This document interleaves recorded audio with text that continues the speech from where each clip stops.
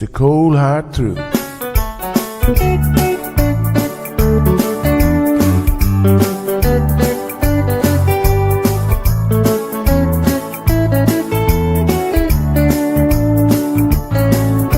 Everyone really want to know what's going on with her show. Just get on the air and you will know it's Sandra. The queen of the mile road is here, helping people from everywhere. Get on the phone and you will hear Sandra. Now she will tell you how it goes. Now don't you ever step on her toes, 'cause you will hear the cold hard truth from Sandra. They say she's the hero in town, helping people from all around. You get a call, your money is found, it's Sandra.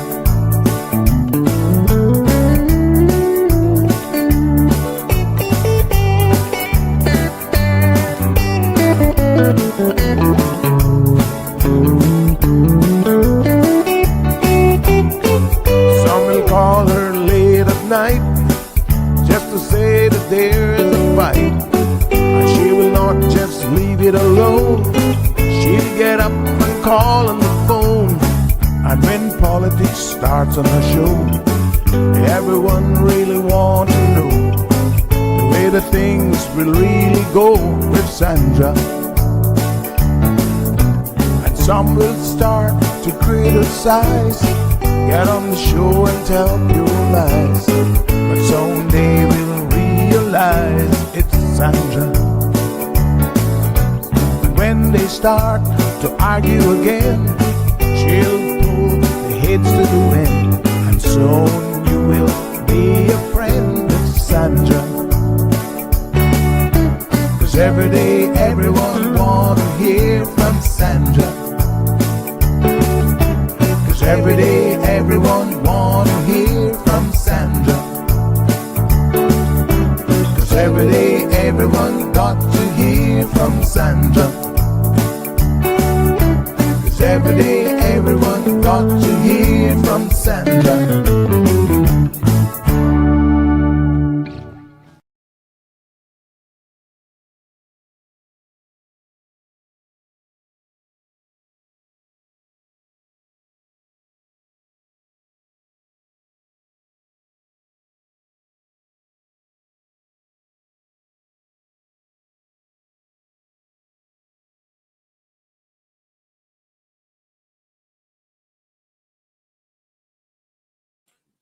Good morning, good morning, good morning. Happy Wednesday.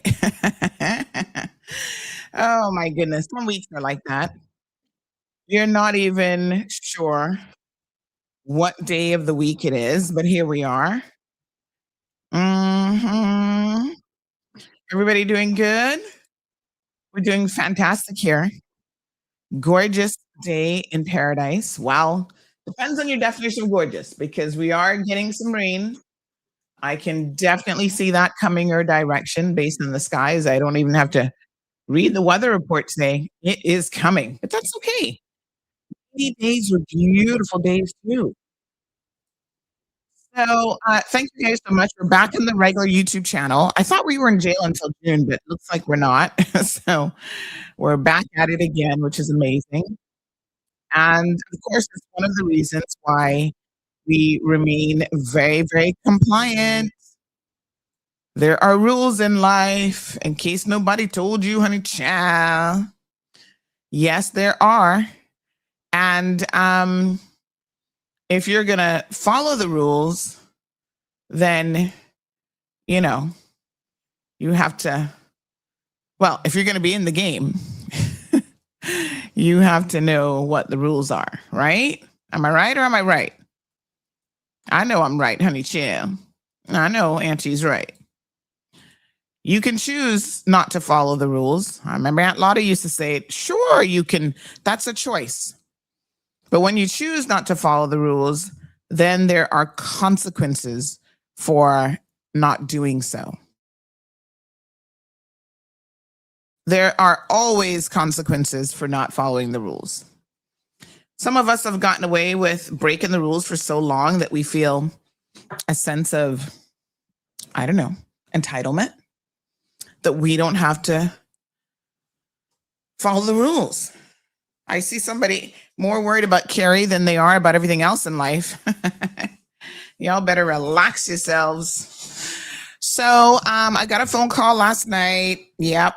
About how she's all up in her feelings.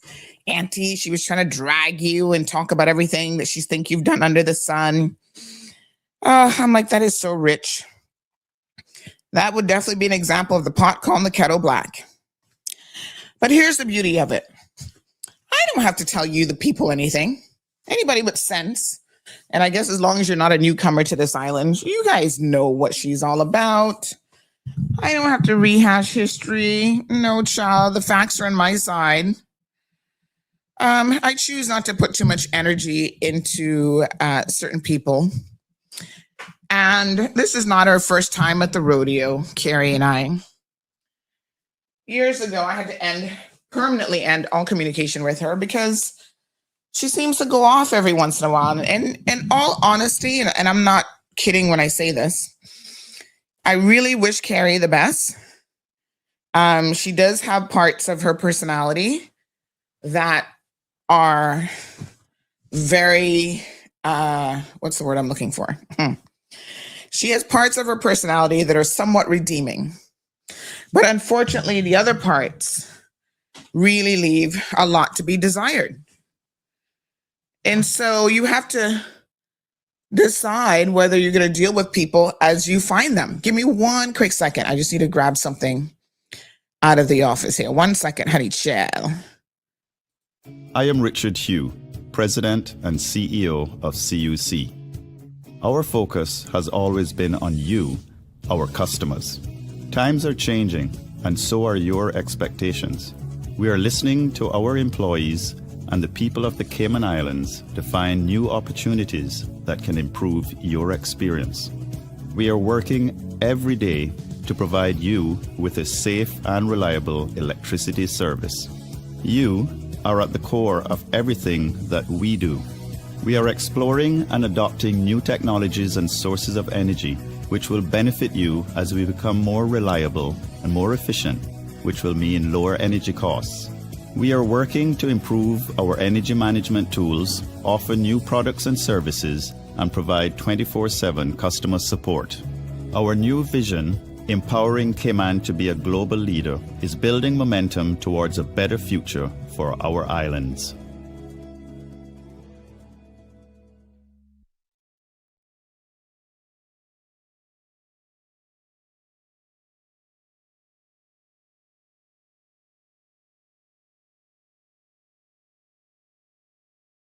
Yes, sirree.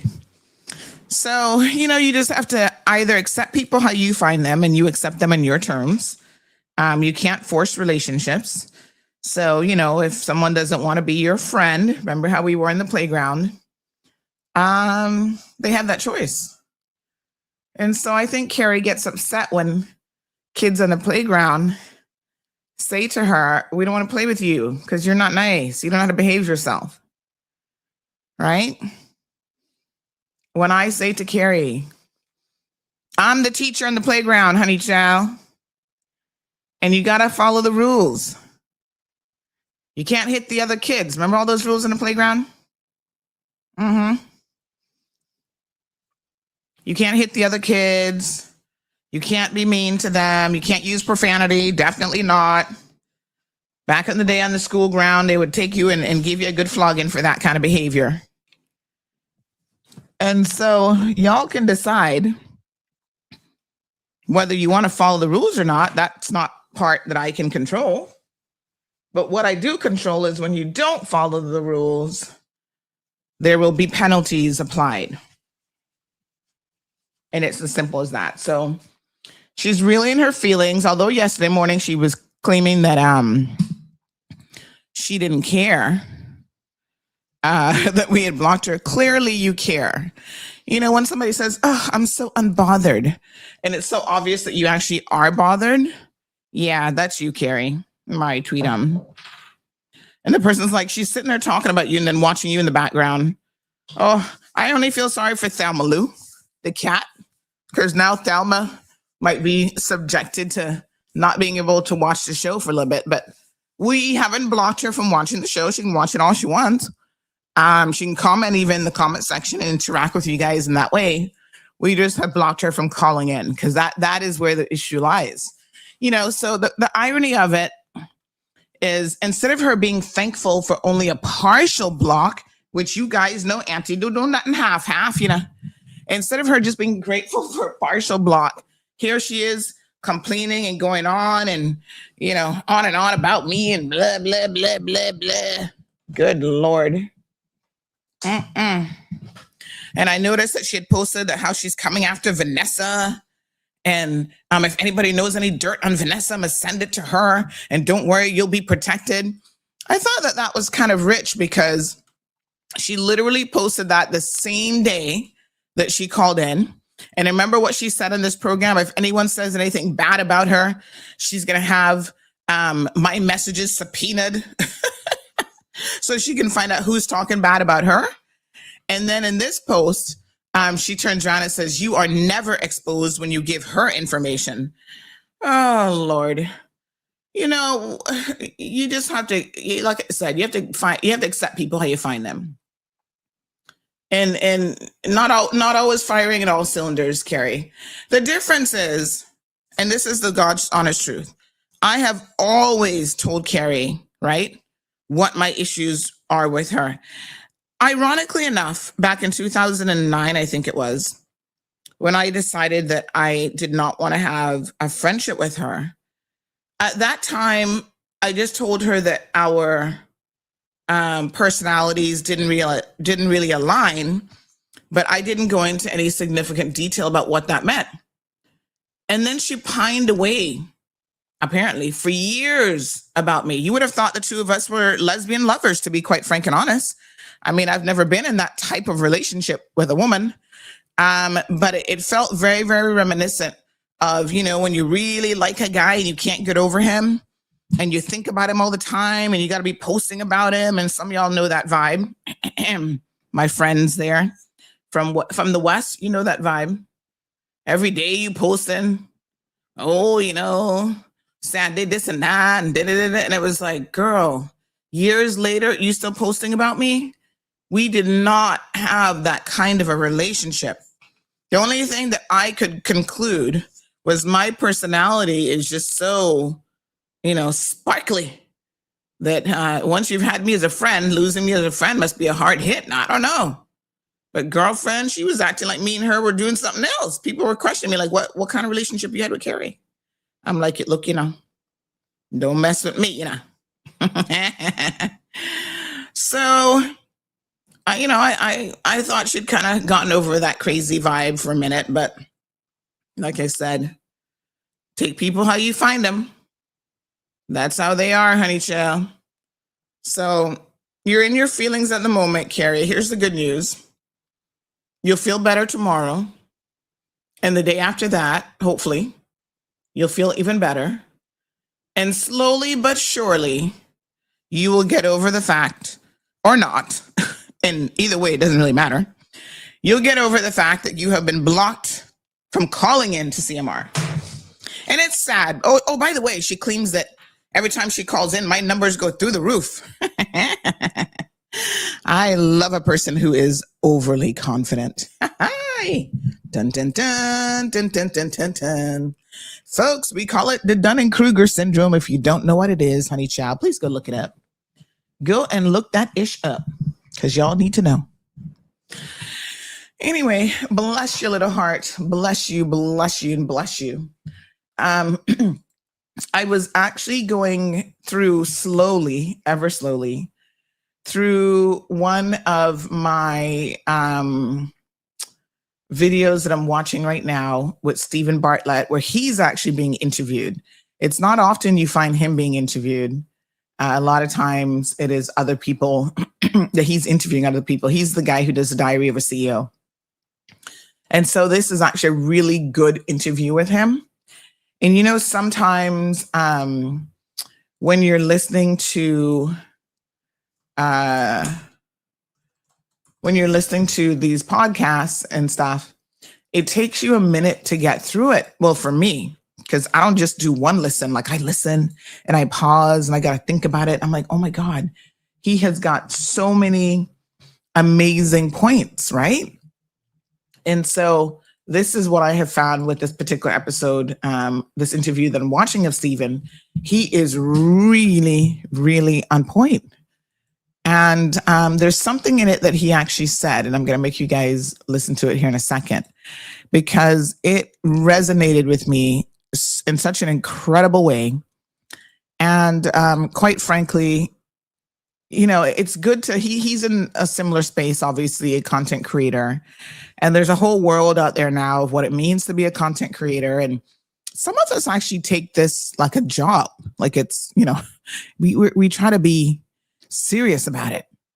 It's not something that you just throw up YouTube and start talking pure foolishness, or just jump on Facebook and, you know, spout whatever nonsense comes out of your mouth. No, we take this very seriously.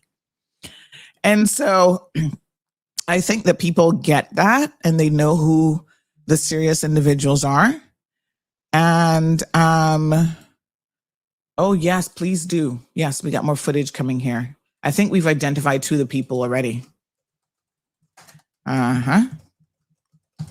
Okay, good.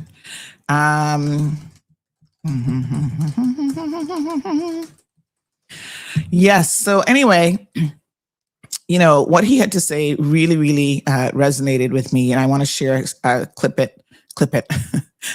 of that, a snippet this morning with you guys, because yeah, he is amazing. I just absolutely love him from the perspective that, you know, he's a deep thinker. Like he really has gotten to space, and he didn't get there accidentally. You know what I mean? He has worked hard. He has focused on building his brand, and he helps other content creators actually to build their brand and stuff as well. And there's a formula to this if you're going to do it right. So I'll share some of that, but we do have quite a bit that we want to get through today and to cover. So I'm going to clip that out. And for those of you who want to watch the interview, let me see here. Now I'm going to share the link here as well. Go on and watch it, because it's really going to be worth almost an hour of your time. Abby is making me laugh this morning about hashtag free Carrie. Marshall, good morning. Good morning, Damaris and Debbie. Marshall says she is free, just can't call in. Exactly. Restricted. Leroy, I'm so happy to see you here on the show this morning. I saw Leroy yesterday riding his bike, fully compliant, his e-bike with his helmet on. I keep running into Leroy all over town, child. He be scooting around on that little scooter, and fully compliant with his hat. And he even, here's the funny part. I was in traffic trying to get home, and he passed me. I think at first he didn't see me till the very last minute. So I like waved at him. And because he's now fully compliant, he has a little horn, he was able to toot, toot, toot, toot on his e-bike. Oh my God, I loved it. I'm like, yes, you go on through, brother Leroy. Abby says, Marshall, we need more firewood for the 9:30 caboose. Here's the thing, right? I'm not going to put any more energy into Carrie. You guys know that your energy is really, really important in life. And you have to know what is worth your energy and what isn't worth your energy. And unfortunately for Carrie, she is not worth my energy. The victims who are reaching out to me left, right, and center of Nydia Rufo Scott, they are worth my energy. Trying to help, you know, WRC and CBC get some of these people, that's worth my energy. YouTuber says Carrie needs to have several seats. She lives in constant denial and delusion about who she is at her core. Anyone who is always a victim is usually always a liar. Wow, wow, that's deep. Anyone who's always a victim is usually always a liar. Whoa, YouTuber 345. That's a deep statement. Honey child. But this is the only message I can give her, honey child. Don't play with me. God on my side, you can't play on me. Pray on me. Devil try, but he can't take from me. Take from me. I'm too covered.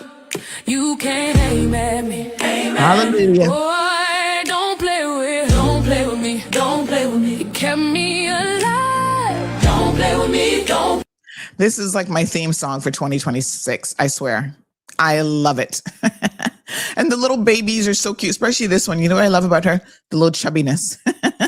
You know, the little chubby in the legs, little chubby in the arms. She's like, listen, don't play with me. And I'm eating good at the same time.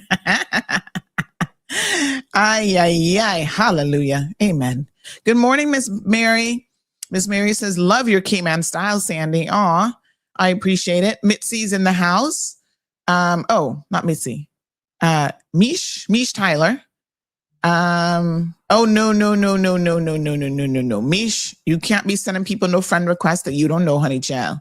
That sounds like you're a scammer. Tell me she gonna send Miss Sue a friend request. Would you mind sending me a friend request? Yes, Miss Sue would mind. We protect our people here. That sounds very scamish. So Mish Tyler, unfortunately, we have to block you this morning too, because scammers get blocked. Yeah, okay. Block user. And Miss Sue, don't be sending nobody no friend requests, honey child. She's trying to scam you. You must have looked naive to her. Salah Barahma, good morning to you. She needs to call in on publicly apologize to everyone, says Island Pearl. You know, oh, Sarah says Facebook is fuzzy. Is it? Hold on, Sarah. Let me just have a quick looky. Quick look-see. Oh, guess what? I opened my thing. The first thing I get is Stephen Bartlett saying that he proposed to Melanie in Morocco and she said yes. When was that? When did he propose to his girlfriend? Oh, mess with him. I like how Stephen shares, you know, elements of his life on his social media. Oh, Facebook doesn't look fuzzy to me. As a matter of fact, it's so crystal clear I can see my flyaways here. I haven't slicked back my hair this morning. But just refresh it, Sarah, on your side. Normally, if you refresh it on your side, you are good to go, honey. Yeah, look at that crazy hair this morning. I'm going to brush it better when I'm done. Thank you, plain and straight. Good morning, Miss Miriam. Anna says this is the son of Miss Down beside her. Oh, sorry. This is the son of Miss Dawn beside her. Which Miss Dawn? Miss Dawn. Okay, I know a lot of Dawns, so you might have to be a little bit more specific than that. Faith and Hope is in the house. This person on WhatsApp says, I love when the TV boiling over and it's not even 8 a.m. yet. Time check, 6:56. Absolutely love your theme song. Thank you so much. You know what is so funny? You know, my daughter does not obviously watch the show. So yesterday I was in my car and I was watching YouTube. Yes, I have a box that allows me to watch TV. Sometimes in the drive time, I want to watch Sabrina. That way I can get to catch some of her show. Or I'll be giving my daughter multiplication work. Watch a multiplication video on YouTube. So it helps to pass the time, especially when you're stuck in traffic and you're either coming into the Eastern District, which is the one that I have to do, or the other one when you're going out. So anyway, I said it came up on my YouTube thing, my own show. And of course, I don't watch my own show, you know, but I said, oh, look, Mom's show. And I started watching it. She didn't even know that I had a theme song. She's like, oh, wow, this is kind of cool, Mom. She's 9. And she was like into it. She's like, this song is really catchy. And then in the middle of me and her listening to the theme song, Marlon called. We're like, Dad, we're busy listening to Mom's theme song. What do you want? Oh my goodness. Morning, Shaka Zulu. Greg says Carrie has been given more chances than are typically allowed for others. Point. True. At some point, a line needs to be drawn and upheld. That is true. God knows. I was very, very, because I know that she can take things hard and be up in her feelings. But Greg, there's only so many times. And the funny thing is, like I said, I'm a person who, it's not that I don't give second and third chances, but you got to come good. Because again, another video I was watching this weekend that said people might have an explanation for their behavior as to why they did what they did. But what you really need to focus on is the fact that they did it. And I was like, that is deep. So yes, they're going to explain to you. If I find that clip too, I'll share it with you guys. I think I sent it to Mel. Mel, let me see if I sent you this clip. It's in the show. Yeah, but they're going to, they're going to give you an excuse as to why they did something. And you can listen to that excuse and you might even accept it. But it's not the why. It's the fact that they did it to begin with that you need to be concerned about. And I was like, yes, right? What drove them to the point where they did it? It may not even matter, but they did it. So pay very close attention to that, because that in and of itself probably says all you need to know, because excuses are a dime a dozen, but they did it anyway. Right, Greg? KK says she needs to stay blocked or whatever you have her on now. The back and forth with her is ridiculous. A real delusional person she is. Irvlin, buenos dias. Good morning, darling. Anthony says, Sandy, you sure these people are victims of the Scott gang, or they cooperating defendants? Cry foul when the empire crashes. Well, we're going to get to that, Bobo. Don't worry, Anthony. We're going to get to that. Blissful, good morning. Blissful Powell, good morning to you. You're welcome, Sarah. Miss Ethel's in the house. She says, blessings to all. Shaka says, I'm assuming Miss Dawn is in regards to Philippa dating her boss, son, or partner's son. Oh, that Miss Dawn? Oh, the one that he's like 14 or something now? That Dawn? Okay.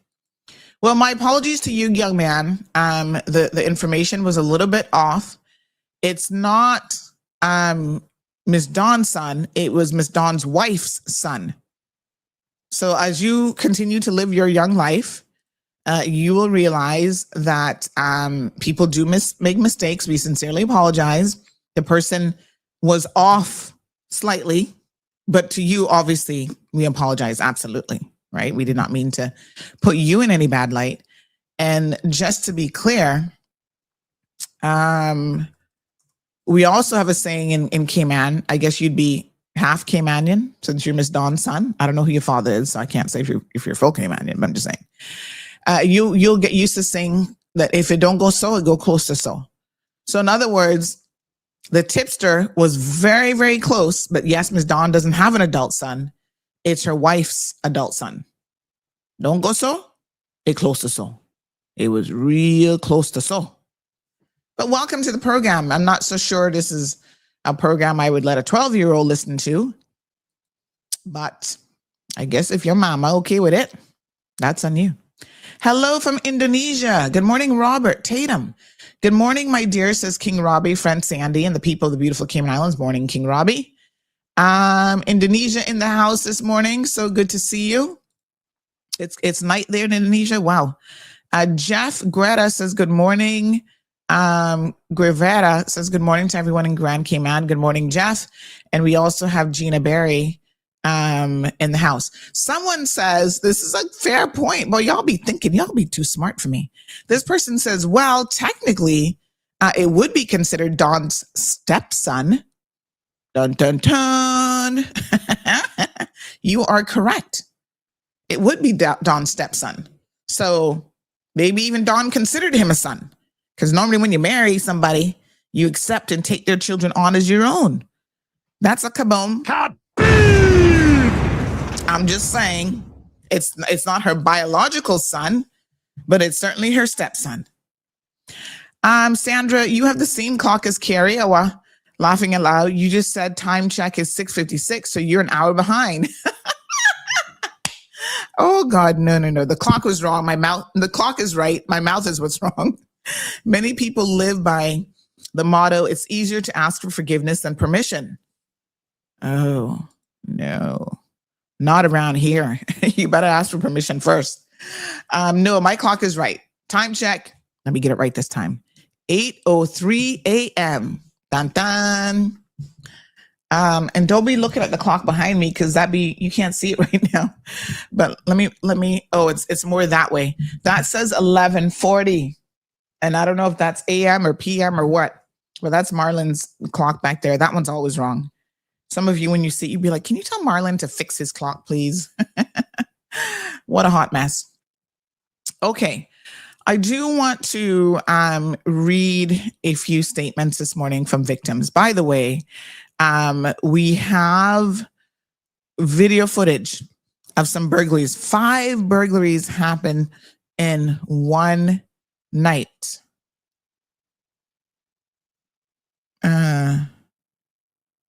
What? Okay. This is weird. Andrew Bodden, I'm confused.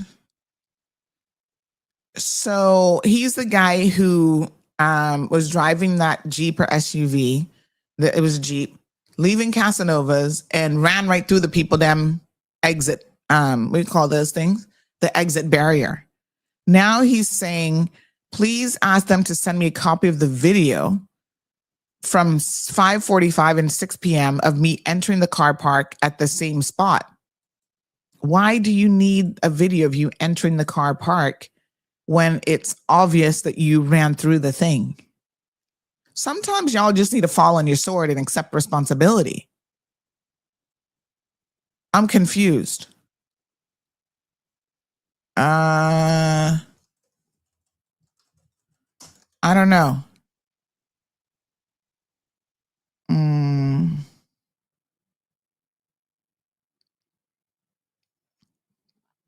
No, sir. Oh my God. I can't even. Okay. We'll send it to the property manager, but I kind of think it's obvious that it was you that ran through the thing. That's why you reached out. So, and you have a customs license plate. There was like zero question that it was actually you. So why do you need the video? I'm confused. Some of y'all know Zena. All right, when we get to the guys breaking in, I'll show you some additional footage with them. Lord have mercy. Someone said he should have just exited on the other side, which does not have an arm. I was wondering why he didn't do that. And is it because because some of them have where you can't go through the wrong way because it has the things that will like shred your tires? I'm not sure if that building has it or not. But anyway, yeah, that's pretty wild. Anywho, let's move on. So good morning, Miss Gina. Good morning, Miss Emma. So we have received a number of victims now who have come forward and who are sharing their experiences with Lamardo and his wife. So I was able to, I know we left the show yesterday where I was trying to get the actual details on the registered company, and I do have that. So give me 1 second. Let me read this one quickly. Good morning, Miss Sandy. I and a number of persons that I spoke to would like to weigh in on the poll of Miss Carrie Whitaker's ban, but not on a WhatsApp group. Would it have been inclusive if the poll was placed on social media page as other posts were where we may have been able to vote? I know that you have sufficient enough to make a decision, but wondering what the real numbers may have been. Yeah, it's not all that deep. I'm going to be honest with you. It really isn't that deep, right? It's not even something that I really needed to do a poll on because I think the decision was really already made. It was more out of curiosity that I did the poll. The poll isn't going to sway me one way or the other because by law, I have a legal responsibility. And because I have a legal responsibility now, this is where it's quite a serious matter. I cannot allow people who are such a loose cannon to continue to call into the show because it jeopardizes the show. And I have worked too hard. Listen to me very, very carefully, folks. I have worked too hard for over 5 years. What is this now? 6, 7, 8 years that we're going into the Cold Hard Truth in the Mornings as a daily show. We started in 2020. So this is year 6, I think, this month or next month. No, TD. I have worked too hard to let anybody, especially Carrie, but anybody come and mess this up. We're the number one show and we got to follow the rules, right? Off-Reg has rules and Stingray Media has rules. And so on the one hand, I was curious to see what people thought, but on the other hand, I don't really even care. If you really want, it's a curiosity more than I'm all that, like I need to get such accurate numbers. I don't need any more accurate numbers, right? If 70% said, yep, time for her to go, that's fine. It's interesting. It's just taking the pulse of the community. And that's all that matters. It's not really anything that we gotta have a blind double, whatever. It's just ridiculous. Oh, thank you. Somebody actually sent me the picture, to answer my question about whether or not this parking lot has a, what do you call those spikes? I think they're just called spikes. And the good news is this parking lot does not have any spikes. So in fact, he could have gone through the other way without breaking the, see here? No spikes. I mean, you just a jackass. Jackass of the day goes to you, Bobo. No spikes, and you instead break the people thing, and now you have the audacity to be asking about if you can get the footage of when you entered. Come now. Come. Sure. Just take responsibility and pay for it. It can't be that much money. If you can run your Jeep through it. I'm curious to know whether his Jeep got damaged. You must have been drinking, boy. What the hell? Just accept responsibility and pay for it. That is what I would recommend. Don't make this a bigger deal than it has to be, because then you're going to be forcing me to be posting this and talking about you even more. What is wrong with you all? Sometimes we do stupid things. And when you do stupid things, you know what you do? You just said, oops, one too many to drink. I was being stupid. Let me just, pay for it. This guy, the guy was like, I just want to find him. He could have called the police because that's actually criminal damage. Another person says, but the thing is, the building has an exit on the east side, a whole separate exit to the one that you're showing. And he has 2 separate exits and 1 entrance. So you had choices, right? This person says, good morning. OMG, can we get off of Carrie now? WTF is with people. She has her own live if people want to listen to her crazy rants. Lord have mercy. Alfred, good morning, darling. How are you? Kayla's biggest crook. Who's Kayla? Oh gosh. Kayla's biggest crook can still have her company running and doesn't pay insurance, but still collect from the guy's pay. Kayla? Who's Kayla? I'm confused, heaven bless. Okay, you gotta help me out here. Carla is in the house.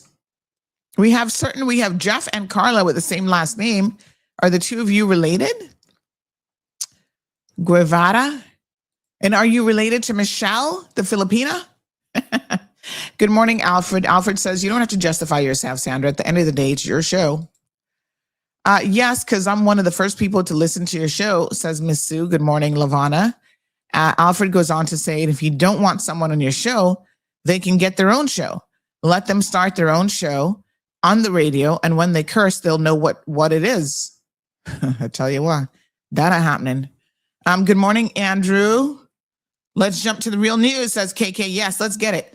Kayla's the one to do the promotions, the Rick Ross concert. Oh my God. Her again? What is going on with her now? All right, let's get back to the Filipinas first, because, oh my God, we got so many crooks around here. It's not even funny. Okay, one crook at a time.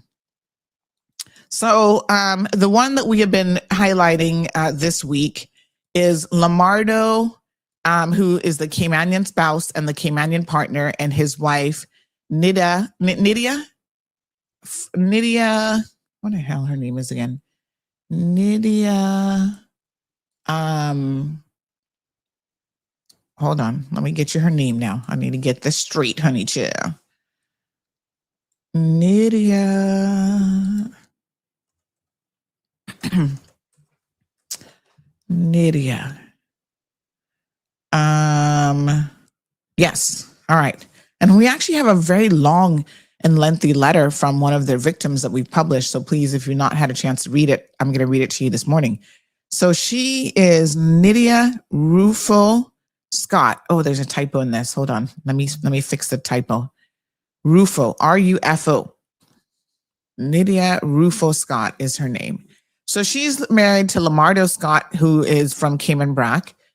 He just bought a bar, we understand, there in Cayman Brac. So that'll be another avenue for them to continue running the prostitution ring that they are alleged to be running.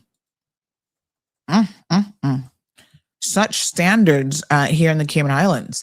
There's a reason why they have 9 business licenses, and also why they are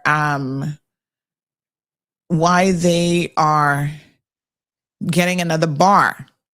And there's a really good connection here with the bar business, I think, that you guys need to pay attention to. So let me show you the evidence of what we have collected. So I mentioned 9 business licenses. Here they are. And this is 8 of the 9. So these are the ones that are under the name of Real Deal Ltd. Then there's the LSJ Recruitment, which is in his name, trading as. Okay. Now, they have all these businesses, Real Deal Incorporated, and here's the incorporation documentation. Real Deal Limited. It was formed in 2022. Resident company. Yep, this is all publicly available information. And they have this listed as 38 Whisper Court. Remember yesterday I was saying that there's some kind of weird discrepancy here because 2 of the 8 licenses have Whisper Court listed as 38 Whisper Court. And then some have 5 Whisper Court. 3 of them, I think, or 4 have 5 Whisper Court. And then some have 5 Litigate Court, Raven Avenue. So I'm all kind of confused as to why, although they all have the same block and parcel number, it is a different physical address. Because quite frankly, even if they were, what do you call it? Even if they were like a different apartment, right? Like say this is an apartment complex, right? 5 Whisper Court, 38 Whisper Court. I mean, it'd be a different unit number. So it's like weird. It doesn't make any sense. But even apartments that are in the same complex have a different block and parcel number. So this immediately, when I saw this, raised a red flag for me. I don't know why this hasn't raised a red flag for the people who are actually issuing the business licenses. Something is wrong there. So anyway, the 2 of them have set up Real Deal Limited here from 2022, Lamardo Scott and Nydia Rufo Scott. So they are both equal. When it says initial subscriber, that means that they're both shareholders in the company. So they are the only shareholders, right? They started this business in September or August rather of 2022. Now, his, give me 1 second. Let me just look up this other one. His recruitment company, we have discovered, thank you so much to the brave Filipino people. And this is where I want to talk about this now, is some of you asked the question, are they really victims or are they just crying foul to pretend now to be a victim? Well, here's the thing. Sometimes, yes, victims are somewhat participants, but the system understands that they are being taken advantage of in the worst kind of way. Yes, they want to come to Cayman and they are paying some kind of fee to get here. There's an argument, does that really make them a victim? Are they really illegal? But I can tell you that most of them have no clue what they're actually coming into, right? They're being told, oh, this is a recruitment fee. We will get you a job. We will place you in a job and all this sort of stuff. And that's actually not what's happening. They come here for 3 months and they're like on their own. And then they're being encouraged into prostitution and all these other illegal activities. So I don't think they signed up for any of that stuff, right? So yes, the law is going to see them as a victim. And so I want to make this very, very clear. If you're listening to the show this morning and you are a victim of Lamardo and Nydia Scott, please reach out. The authorities want your cooperation. Now I say this, and I also am going to say I'm disappointed in the authorities because I don't know what kind of investigation they be doing, honey child, because allegedly my sources say that they've been looking into Lamardo and Nydia for years. And how is it that you can't file any charges, that you can't deal with people? Cayman is too slack. Huh? Our systems are too slack. We have got to do better. Because here's a shocker. Several people have now confirmed that in her home country of the Philippines, her business there has been prohibited. Her recruitment agency has been prohibited because of what she is engaging in. Can you imagine? We want to sit down and talk about the Philippines as a third world country. I mean, whatever. But guess what? At least they have the good common sense to recognize when a business is scamming people and to put a stop to it. So I want to thank the individuals who brought this to our attention, because it's our own Filipinos who have informed us that their equivalent of the FBI, it's called it's called like the EBI or something, but their equivalent of the FBI, many of you may have seen this post, have basically told her that she cannot do any business in the Philippines. It changed its name from LJS Recruitment to Real Deal Manpower. And so hopefully the authorities in the Philippines are paying attention that, she's probably going to be trying to work through relatives or family members or whatever in order to continue her shenanigans of, let me just see here, of trying to defraud people. We have already reached out to the Filipino agencies because we know that they take the Commission on Filipinos Overseas, that they take this matter very, very seriously. And we know also that a contingent of Filipino government officials are coming here later on. Is it next week? And I can assure you that we fully intend to attend this event and to let them know what Nydia has been up to. And there are other Filipinos as well. I'm making myself as patently cleared as I possibly can. If you are a wrongdoer in this country, regardless of where you're from, you will be held accountable. You do not get to come to the Cayman Islands and destroy this country, human traffic others, push them into prostitution and all of this other behavior and get away with it. Now, there might be some people who are more willing participants than others. So, for example, we know that, what's her name there? Michelle. Michelle is a little bit different, right? She doesn't have any issue working for money, but like using her body for money. Not everybody wants that type of life for them. So that's why, she's with, what's his name? Oh God, what the hell is his name again? DJ Ryan Kirk Muhammad. She's with him, and I guess she's accepted her plight in life that she doesn't have any other real skills. So, she's happy to trick herself out. I mean, it is illegal if you're a willing participant. Huh? And yeah, she's a willing participant. Now, in some countries, I'm going to show you guys a video here about women in the Philippines, right? They see foreign men, especially foreign white men, as or half white, because Ryan would not be considered a white man. But anyway, they see this as a step up in life to be with a foreign white man. Looks like these days they'll take pretty much anything that they get, even the crackheads from Dog City. They seem to be accepting of them. And they sell, it's like a cultural thing. And I'm not trying to insult anybody, but you guys, if you're from the Philippines, you know exactly what I'm talking about. Young girls, even if you watch 90 Day Fiancé, you'll be very aware. A lot of these young girls are all too happy to marry sometimes men old enough to be their grandfathers in order to try to secure a better way of life for themselves. You know, it's disgusting in my personal opinion, but that is how they try to elevate their status in life. And of course, the old men, they listen, they're also taking advantage of them, huh?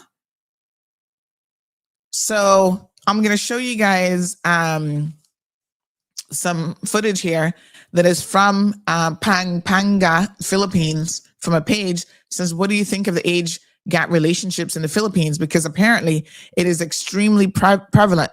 But where it is extremely prevalent is with the foreigners. Because once again, they see them. That's like you've arrived once you have a foreigner with a couple dollars in their bank account. You know, the sad thing is, so many of these so-called foreigners are not even, they don't really have they don't have a whole lot of money. But, you know, yeah, it's nasty. You know, they just use these guys. Here's one. Should men travel to the Philippines to meet a wife? So it's big business in the Philippines, especially, I mean, not just the rural areas, but even in the city. Some of them like the lady boys, like they're all into it. You guys should follow this page because this page has quite a bit of, let me see here. This page has quite a bit of information, and it looks like it's a page out of the Philippines on what is going on there with these types of relationships of convenience. Listen, I guess I'm not here to necessarily judge it, but it's just a sad indictment on poverty around the world that people feel like they have to, let me just show you guys this video, that they have to sell themselves and compromise themselves. See some videos here in order to make it in life, right? So you see the woman here, you know, with these older men. Look at how old that man is compared to her. Look at them, right? Look, I mean, my God. Yeah. You know, but this is a life, this is a lifestyle. So here's another one. Says, what do you think, this was yesterday, of the age gap relationships in the Philippines? Poor things. But is it a choice? Do they have choices? I always say, of course you have a choice, even when you're poor. You don't have to sell your body for money. But, you know, they want to dress like this. They want to be able to have clothes and money. And, of course, these mostly American, but I guess probably some European men as well, they absolutely love it. Now, Cayman is in the mix because we have several Caymanians. Some of them work for CBC, and they're also in the mix and absolutely loving this, where they can go to these poor countries and make themselves available to these women who, you know, are desperate. I mean, it's so sad. I do feel a way about it because I see these women as growing up in very impoverished situations and willing to do anything. I mean, look at some of these men. You know, they don't even look good. But they got American dollars. They have foreign dollars. Right? They're old. They're out of shape. They don't look like they can walk hardly. And yet, there you go. That's what's happening there. And they, you know, it's unfortunate, but yeah, they are being used. I had a Caymanian guy yesterday who mentioned that, I'll read his story because his story is kind of low-key interesting as well. And, you know, they're all coming out of the woodworks now, honey chia. It's just really, really something else. So a lot of these men are into this. Like I said, it is partly, I think for these men, it is a controlling situation. Apparently, men in general enjoy, thank you, enjoy being sugar daddies, and they enjoy controlling people. And they see a woman is, as, you know, threatening, who has a brain of her own, who has a mind of her own, and who has her own money. Because you don't have to put up with nothing from these men, right? When you're an independent woman and you can do your own thing. The video that kicked us off, where Ryan was obviously mistreating and talking down to Michelle, I can tell you that no man would never have embarrassed me like that in public. And I would still be in a relationship with him. He might do it, but there would be no further relationship. You see her? She gets on the radio, which, by the way, Palm Heights, let me pull you into the conversation for a quick minute, because apparently when she called into the show the other day, did you guys know she was actually on her job at Palm Heights? So instead of focusing on her work at Palm Heights, she has time to call in on the show and be rude to me. Dart, sort her out and sort her out as quickly as you can. Okay? Somebody said if we're not going to talk about her, we're talking about her. We are already talking about her. We've talked about her for 2 days. So this is a thing in the Philippines. The Philippines is not the only country. There are a number of Asian countries that are known for having women who, you know, are into the call girl business. And the foreign men tend to pay more money, I suppose. That is what it is that they're looking for. All very, very sad. But Michelle, aka the call girl, Michelle, you guys are picking up on these coding. You're like, I want to talk about CBC Michelle. I want to talk about call girl Michelle. So call girl Michelle is in this country because of these two people. And one of these people is a Caymanian. He is the business owner. So when we're doing, you know, a tracing back of how all of this has come to fruition, it seems to me that who we need to hold accountable are the people who are bringing them into this country.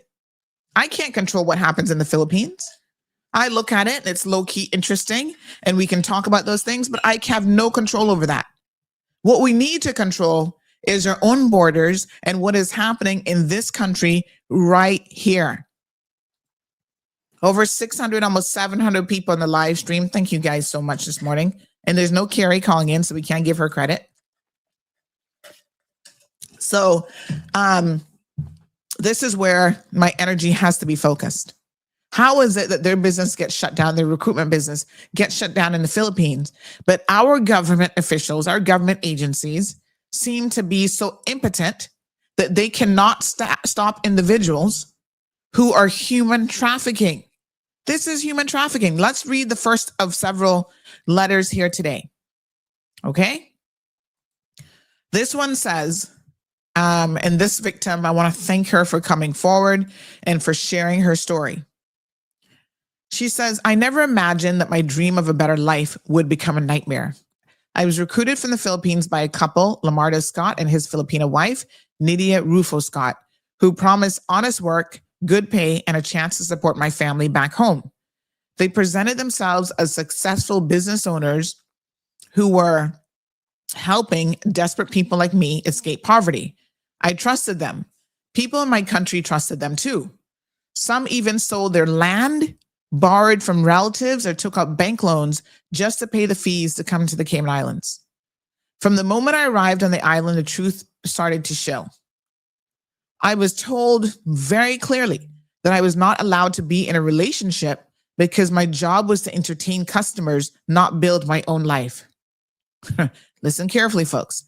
If guests wanted us to sing, we had to sing. If they wanted us to sit beside them, we had to sit. We were expected to be friendly, flirty, and always available. It was made clear that our looks were part of the product they were selling. The husband would introduce me to men and suggest that I, in quotations, date someone with money. Let me pause there for a second. Lamardo, really? Really? You think that is why Nydia Rufo Scott obviously got with you then? You know what's going on here. Not that you had no pile of money, but I guess you got more money than you have sense. So here we are.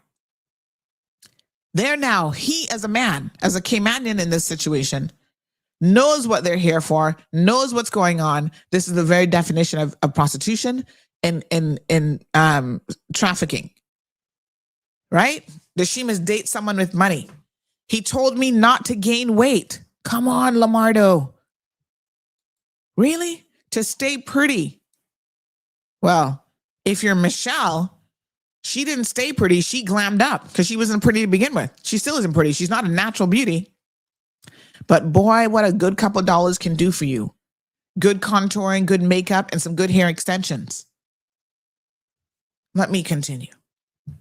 To stay pretty, so I could attract some customers.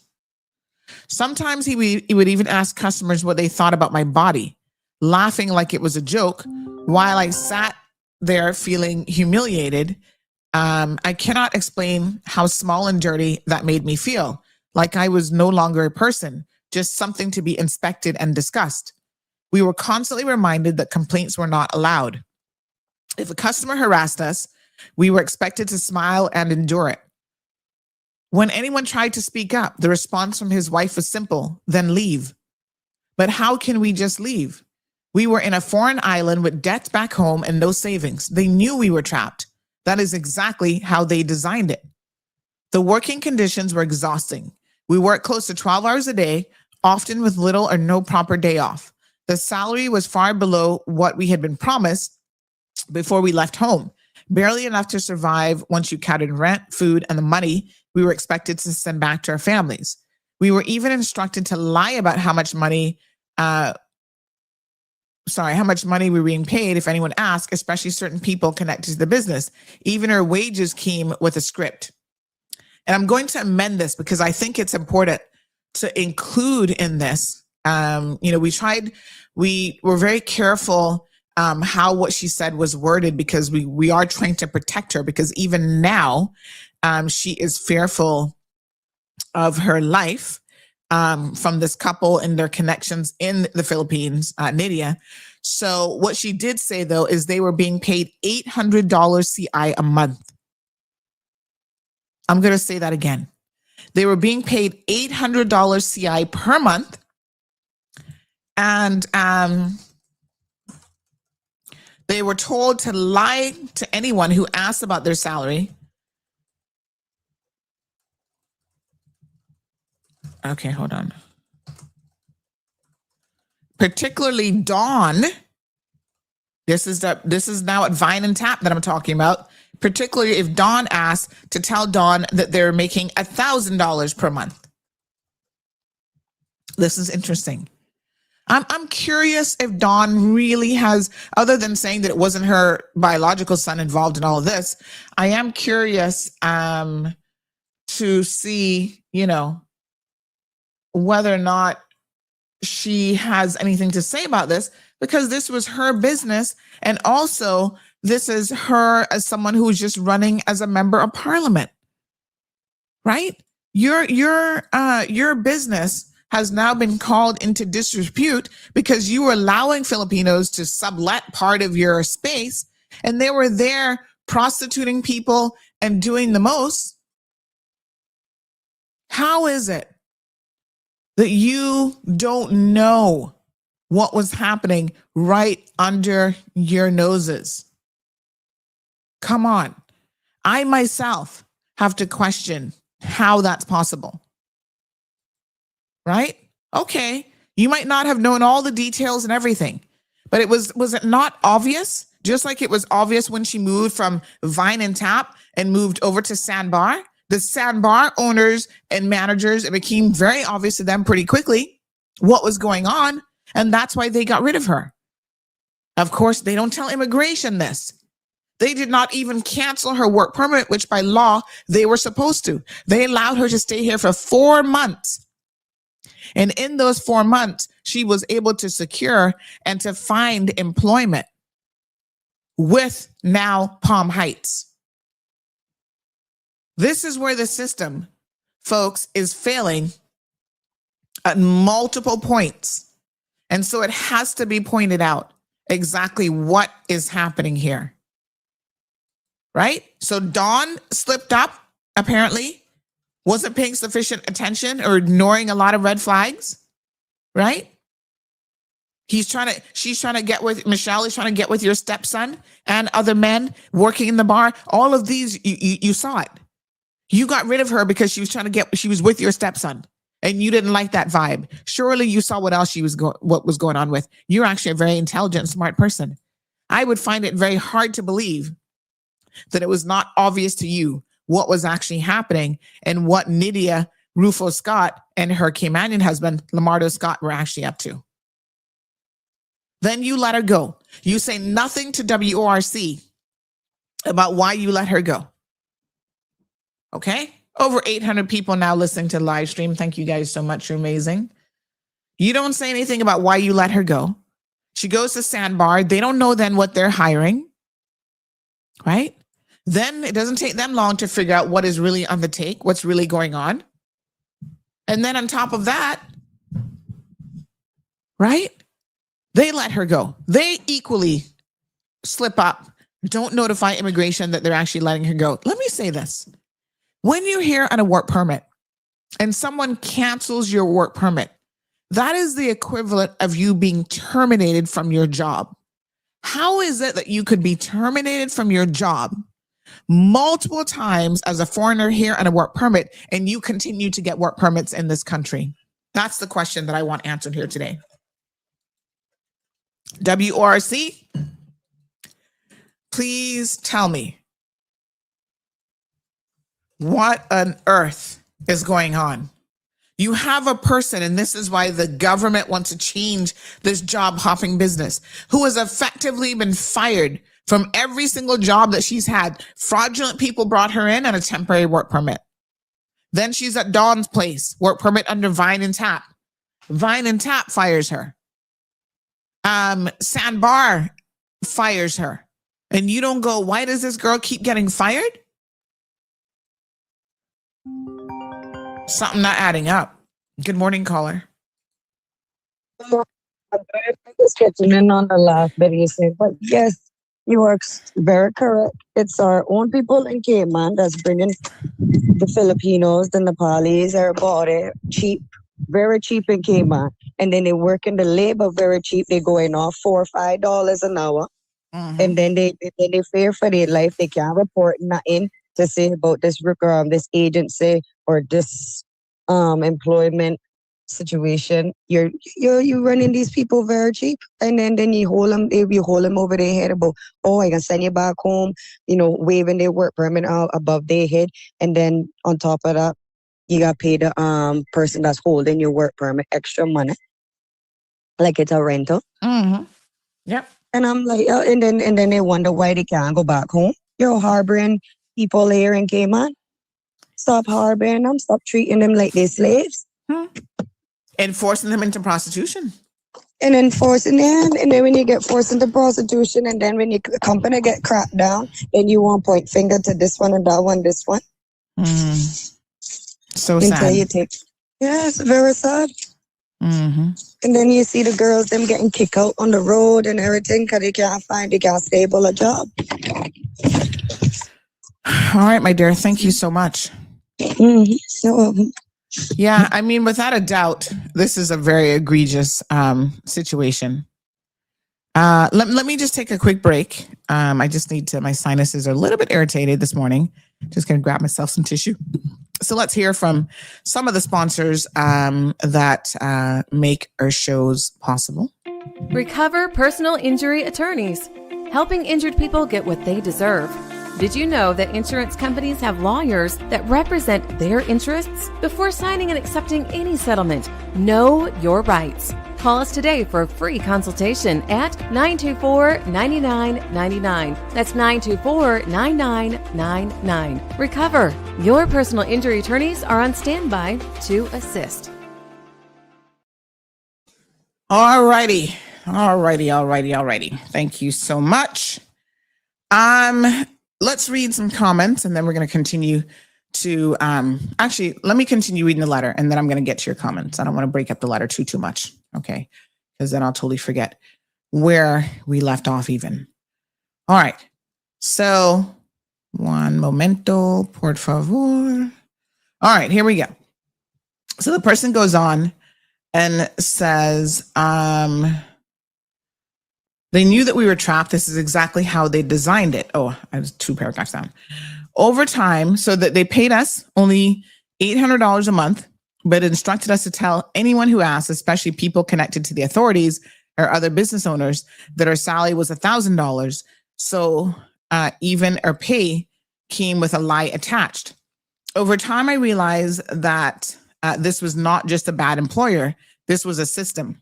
The same people who recruited me were bringing in more and more workers from the Philippines and Nepal through different business names and agencies. Back home, the authorities had already canceled their permit under one name, but they simply changed the name and carried on recruiting under another name. So let me now let you know what we do know. And again, I invite the authorities. If I'm able to get this level of information, I don't understand. My apologies. What is wrong with CBC and WORC where they can't be doing adequate investigations to find out what is actually going on here? But I have been reliably informed that the name of the previous business was the same LSJ. And then once the Philippines government got a hold of them and saw what they were doing, they quickly changed the name to Real Deal Manpower. So if anyone is listening from the authorities in the Philippines, please let them know that this woman, Nydia, has not stopped her shenanigans there. She continues it, but she's doing it under a different name. And she potentially has relatives and other people on the Filipino end who are working with her. This is a big, when I tell you that I'm hearing from people that she has probably brought in more work permit holders in the Philippines than anybody else. This is a big deal. This is a really, really big deal. And Cayman government should be ashamed of themselves to know that they have allowed this one woman and her whole cabal of criminals to get involved and to do this sort of thing. And she got, the stupidest husband this side of Cayman Brac involved in this as well. And he's just going along to get along because the quality of his life has been significantly improved by this woman who cares nothing about her country, who is single-handedly destroying our country. And Lamardo, shame on you. Shame on you. From one Caymanian to the next, shame on you. You need to take some serious responsibility for allowing your wife. And I know everyone is, people are like, oh, well, he can't control what someone. No, he is the business owner. The business is in his name. He's the Caymanian, right? LSJ Recruitment is in his name. All the other businesses under Real Deal Limited, it's him as the Caymanian partner, and then she was added on it as equal partners. So you cannot tell me that as the Caymanian, that he does not know what's going on and he is not allowing this to happen. Of course he is. Let's go to the phone calls. Good morning, caller. Welcome to the program. Good morning, Sandy. Good morning. Sorry, excuse me. You and I suffering from whatever that. Yeah, I just. Yeah. But I was just listening to you, and I think I got sorry, you have a little bit of background noise. I don't know if it's wind or what that is. Is it better? Yes, much better. Sorry about that. Yeah. It was the car. It's really a crying shame that these types of things are really happening in such a small jurisdiction. But you know what is more embarrassing and more shameful is that it has to come from platforms like yours, that the government, what I'm saying is, why is it that Sandra has 17 business licenses, 99 work permit holders, and I have experienced it, not personally, but very close to me. Persons running legitimate businesses who put in a work permit for, in this instance, let's say, in construction. My word, they have to prove and then some that it is a legitimate job that they're seeking that work permit for. And by way of ensuring that, you know, you have to provide proof of the contract, you got to get a letter from the person that you have the contract for. Where are the checks and balances? Again, work permits move from a board process to an administrative process. But what happened to when people actually physically went out to ensure that Sandra, who is working at ABC Liquors, is actually working at ABC Liquors? This is akin to human trafficking. This is despicable, and it's happening on our shores. And God forbid if the European Court of Human Rights get involved. What is that going to do for us? What is that going to look like for us? When we know that these types of things and offenses are occurring within our borders, we are flagrantly breaching the law, allowing people to breach the law, and infringing on other person's human rights. Yep. Dude, I don't think that we truly understand. We definitely don't appreciate how the larger impact. Yep. The larger impact of this, and while some people might say, well, everybody wants to make a living. Well, who doesn't want to make a living? There are Caymanians there who want to make a living. Find those persons. If you do have legitimate work, find those persons. There are a lot of Caymanians who are actually in need of jobs right now. But I'm sorry, I blame those worthless, no good farts for what they're doing. But we cannot wholly lay or assign blame to them. We have to attribute it to the government. There is a failure of due diligence on their part, especially in these instances. Now it has come to light on your platform, and I'm sure if you got a hold of it, other persons know about it. We know in this particular case, at least one employer failed to cancel the work permit. They should have to demonstrate that that person was, in fact, actually working with them for the 4 months. And if they cannot do it, they should be fined. Yep. They should be penalized. I am so sick and tired of hearing that, oh, well, if we lay down the law, then we're going to be impacting Caymanian businesses. Well, news flash for the entire public. No foreigner outside of an LCCL can set up a business here in the Cayman Islands. So these are all Caymanian businesses, and Caymanians need to do better. Exactly. They need to do better. Exactly. They need to set the example. They need to stop foreigners coming here taking their jobs. No, you need to stop bringing foreigners here to take Caymanian jobs. Exactly. You need to ensure that if you are putting in for a work permit, that it is a legitimate work permit. You need to ensure that you are paying pensions. You need to ensure that those persons' insurances are being paid and that you are meeting the minimum wage requirement. My God, this just feels like a open faucet kind of thing. You turn it in, they run in and they run out. I mean, I'm sorry. If Sandra has 17 businesses, 99 work permits, and every 3 months she's out with one, something is wrong. One, somebody has to look in and say, oh, why is it she can't keep an employee? Exactly. Why is it? But then you have legitimate businesses. Legitimate businesses. I see it every day. Legitimate businesses where in one instance, I know a business owner who operates a small business, had one employee, applied for a second employee and was told that the person that she was trying to recruit, she couldn't recruit that person because they were deemed to be, quote unquote, overqualified for the role that he had applied for because they had a few certificates. You understand what I'm saying? But then we have these two, I don't even know what to call them, worthless humans that are out there with. Why does one person need 17 business licenses? Let me tell you something. Caller. Could this is a point, right? That is flabbergasting. Do you know what it takes to even run one or two businesses? Much less 9 businesses? No. Well, no, what it takes to run one legitimate right. business. Yes. Legitimate business. That's you right. understand? Yeah. What I'm saying is, anybody can apply as long as you have as long as you're Caymanian or have Caymanian status.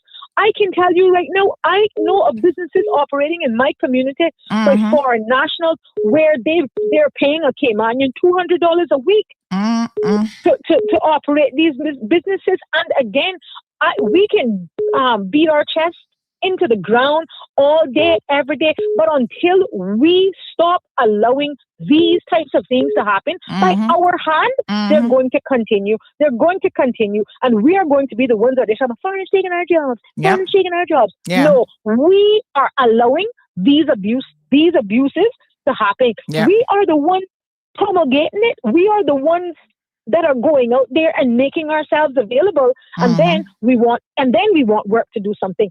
Again, I am not here suggesting that work is faultless in this instance.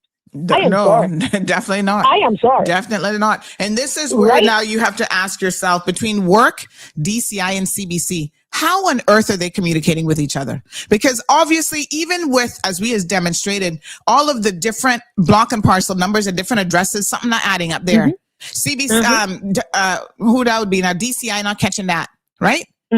And is that purposely being done, however, in order to defraud WORC as well as Again, but what I'm saying is, I think those departments are more staffed than they have ever been historically, and they continue to do less with more. They continue to do less work with more people. What is going on?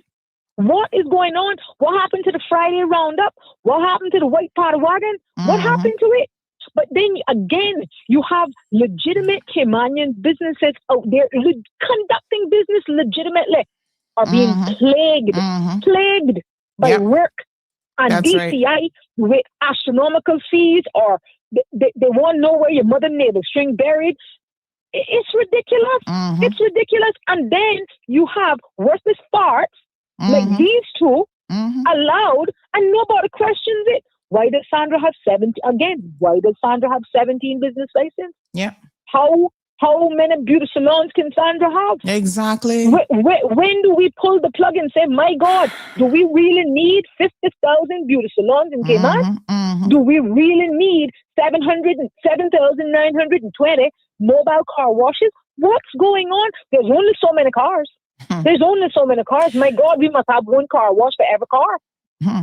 And you know, even if the government, we do have another call I see trying to get in, but even if the government is not in the business of saying, you know, we're going to help you be successful, we've got too many of this type of business, there are minute details here that clearly have been missed that lead one to believe that this is a straight up fraudulent situation. They have a business license for every. Where is the due diligence? Exactly. Where is the due diligence?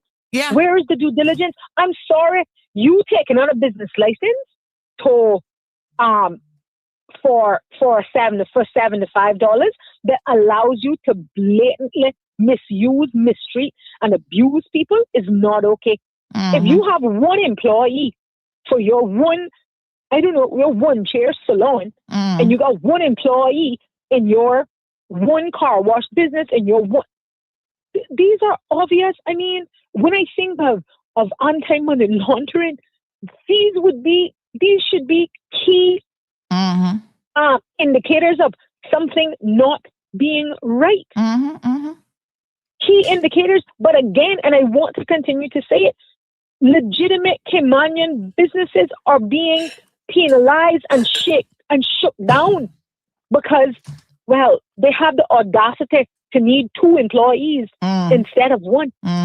Instead of 1, have followed the law to the letter, have tried to recruit Caymanians, have unsuccessfully been able to do so, and can't come ahead. Yet these 2 worthless farts seem to do it with ease, with no complete impunity. Again, the question can't be to them. The question has to be put to the government. Whose fault does this fall on? Why isn't there an investigation into why Sandbar? What happened with Sandbar? Now we know. Look into it. Why is it that individual's term limit was changed? She surely didn't change her term limit. Why is it the person who was responsible for that made to be held to account? Why is that? There's so much things going on in this little island, and we're blaming the wrong people and not laying blame squarely at the foot that it belongs. And we kick the can down the road, and we allow these flagrant breaches to continue to happen, to go unaddressed, and we're blaming the wrong people, but it doesn't change it, and it's not stopping it from happening. It's not stopping it from happening. I just want to ask work DCI, whoever it is, when are you going to go out and actually do enforcement? When enforcement, what is part of enforcement? It should be that it's just crazy, caller, that I even know, for example, that Michelle's brother has a conviction in the Philippines for distributing pornography and lied on his work permit, and we still have him here in this country. And they can't find out this information? No. They don't want to find out the information. They don't want to find it out, Sandra. They don't want to do the work that is absolutely necessary. I dare tell you that if they had to do the due diligence to bring in every person into this country that is truly necessary, there may be no one here. There may be no one here. But the reality is, what we are continuing to expose the country and its people to by unsavory characters being allowed in here simply because we refuse to do a little bit more work in terms of due diligence. We are going to hell in a handbasket, and we are going to find ourselves holding the you-know-what end of the stick. Thank you, caller. Leave me there. I appreciate it. And, someone just said, Michael Miles said in the House of Parliament, the human trafficking is happening right here. And Juliana wanted him to apologize because it's not happening. And now we see that, in fact, Michael Miles knew exactly what he was talking about, or he was right on point. And Juliana O'Connor Connolly, not for nothing, but let's call out some of these politicians as well, because they are also part and parcel of the problem. Now, who in Cayman Brack? Someone just told me, honey child. Somebody said, give that caller kaboom. Someone just said to me, almost 900 people now in the live stream, but someone just said to me, Sandy, lots of Brackers watching the show this morning. I'm looking at the memes. Good for them, because they know what Lamardo and this Nidia woman have been up to for so long. And the BRAC has a slightly different system in place of granting business licenses. And I can tell you, for such a small island, oh my God, there is a lot happening in Cayman Brac. Right? I am sick and tired of hearing how these Brackers are allowing people to come into their country and to take advantage. So you want me now to believe, right, that she didn't know what was going on? Everybody else in Cayman Brac seems to know what's going on, and their representatives don't have a clue? Good morning, caller. Good morning. Good morning. Madam Sandra, good morning. I want to commend you on the work that you're doing. Thank you. I couldn't help but overheard the conversation with you and the previous caller. Mm-hmm. And what I'd like to add, and I hope someone from the immigration department is listening, when you get these police clearance, or what they call police records, for these individuals that are coming to the island, if they just do a due check on that with the relevant authorities back where these records are coming from, that would eliminate this problem right there and then. I mean, that should be the bare minimum, right? It should be. Yeah. Nowadays, we tend to tick a box and move on. Ay. It's so sad. Thank you, caller. You're welcome, ma'am. Enjoy the rest of your day. Thanks, you too. So yes, I mean, there's lots of due diligence that should be happening all over, I might add. So the fact that it isn't happening, the fact that there are questions about what is DCI doing with these licenses? They're not cross-checking anything, right? What is WORC doing with work permits? What is CBC doing with border controls? There are allegations that CBC officers are on the take. There's allegations that WORC workers are getting kickbacks from this as well. And that's why everybody's turning a blind eye. I can't prove that WORC workers are on the take, What I do know is the degree of slackness in which they are handling these work permits. I was flabbergasted. I'm disappointed. Do you guys not have a system that links people together? Real Deal Limited has 8 business licenses. Lamardo Scott and his wife, right, are the only directors and the only shareholders. Then they have LSJ Recruitment. In your system, are all of these companies not tied together as being related entities so that you can see when people are trying to abuse the system, because this is what they do, right? They use this web of deception, but it's not particularly complicated, where they're using different entities. Look on the screen, folks. How many people you know have the time to run multiple restaurants, because they have 2 of those licenses, a retailer, car wash, building and engineering, so they have a general maintenance company, hairdresser, beautician, they have a mobile salon and spa, right? Domestic helper business, payday lending. My God, how can you run 9 businesses? That's not what's happening here. What they're doing is they've set up all of these businesses, all of these business licenses in order to defraud the system. That is why right now, in order for you, because it's so easy, you see, it's such a shame that people take advantage of the system. Several governments ago, the government said, right, let's try to help Caymanian business owners.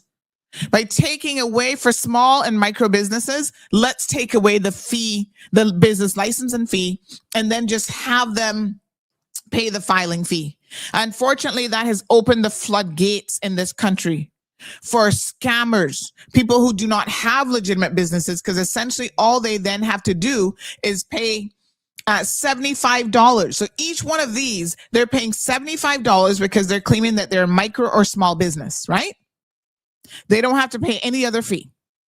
And so then what happens is that is a low bar entry to get the business license. And then through getting the business license, they're then defrauding the immigration system as well. And it's absolutely ridiculous.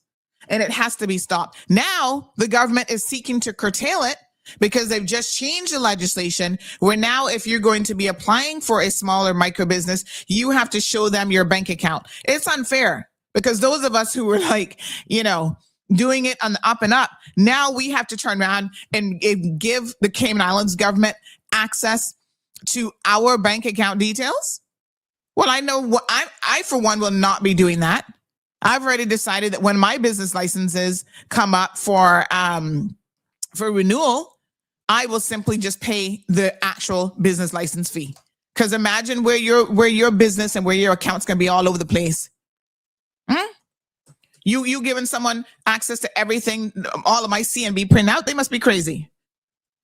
I mean, it's quite a heavy ask, but it's because of people like this.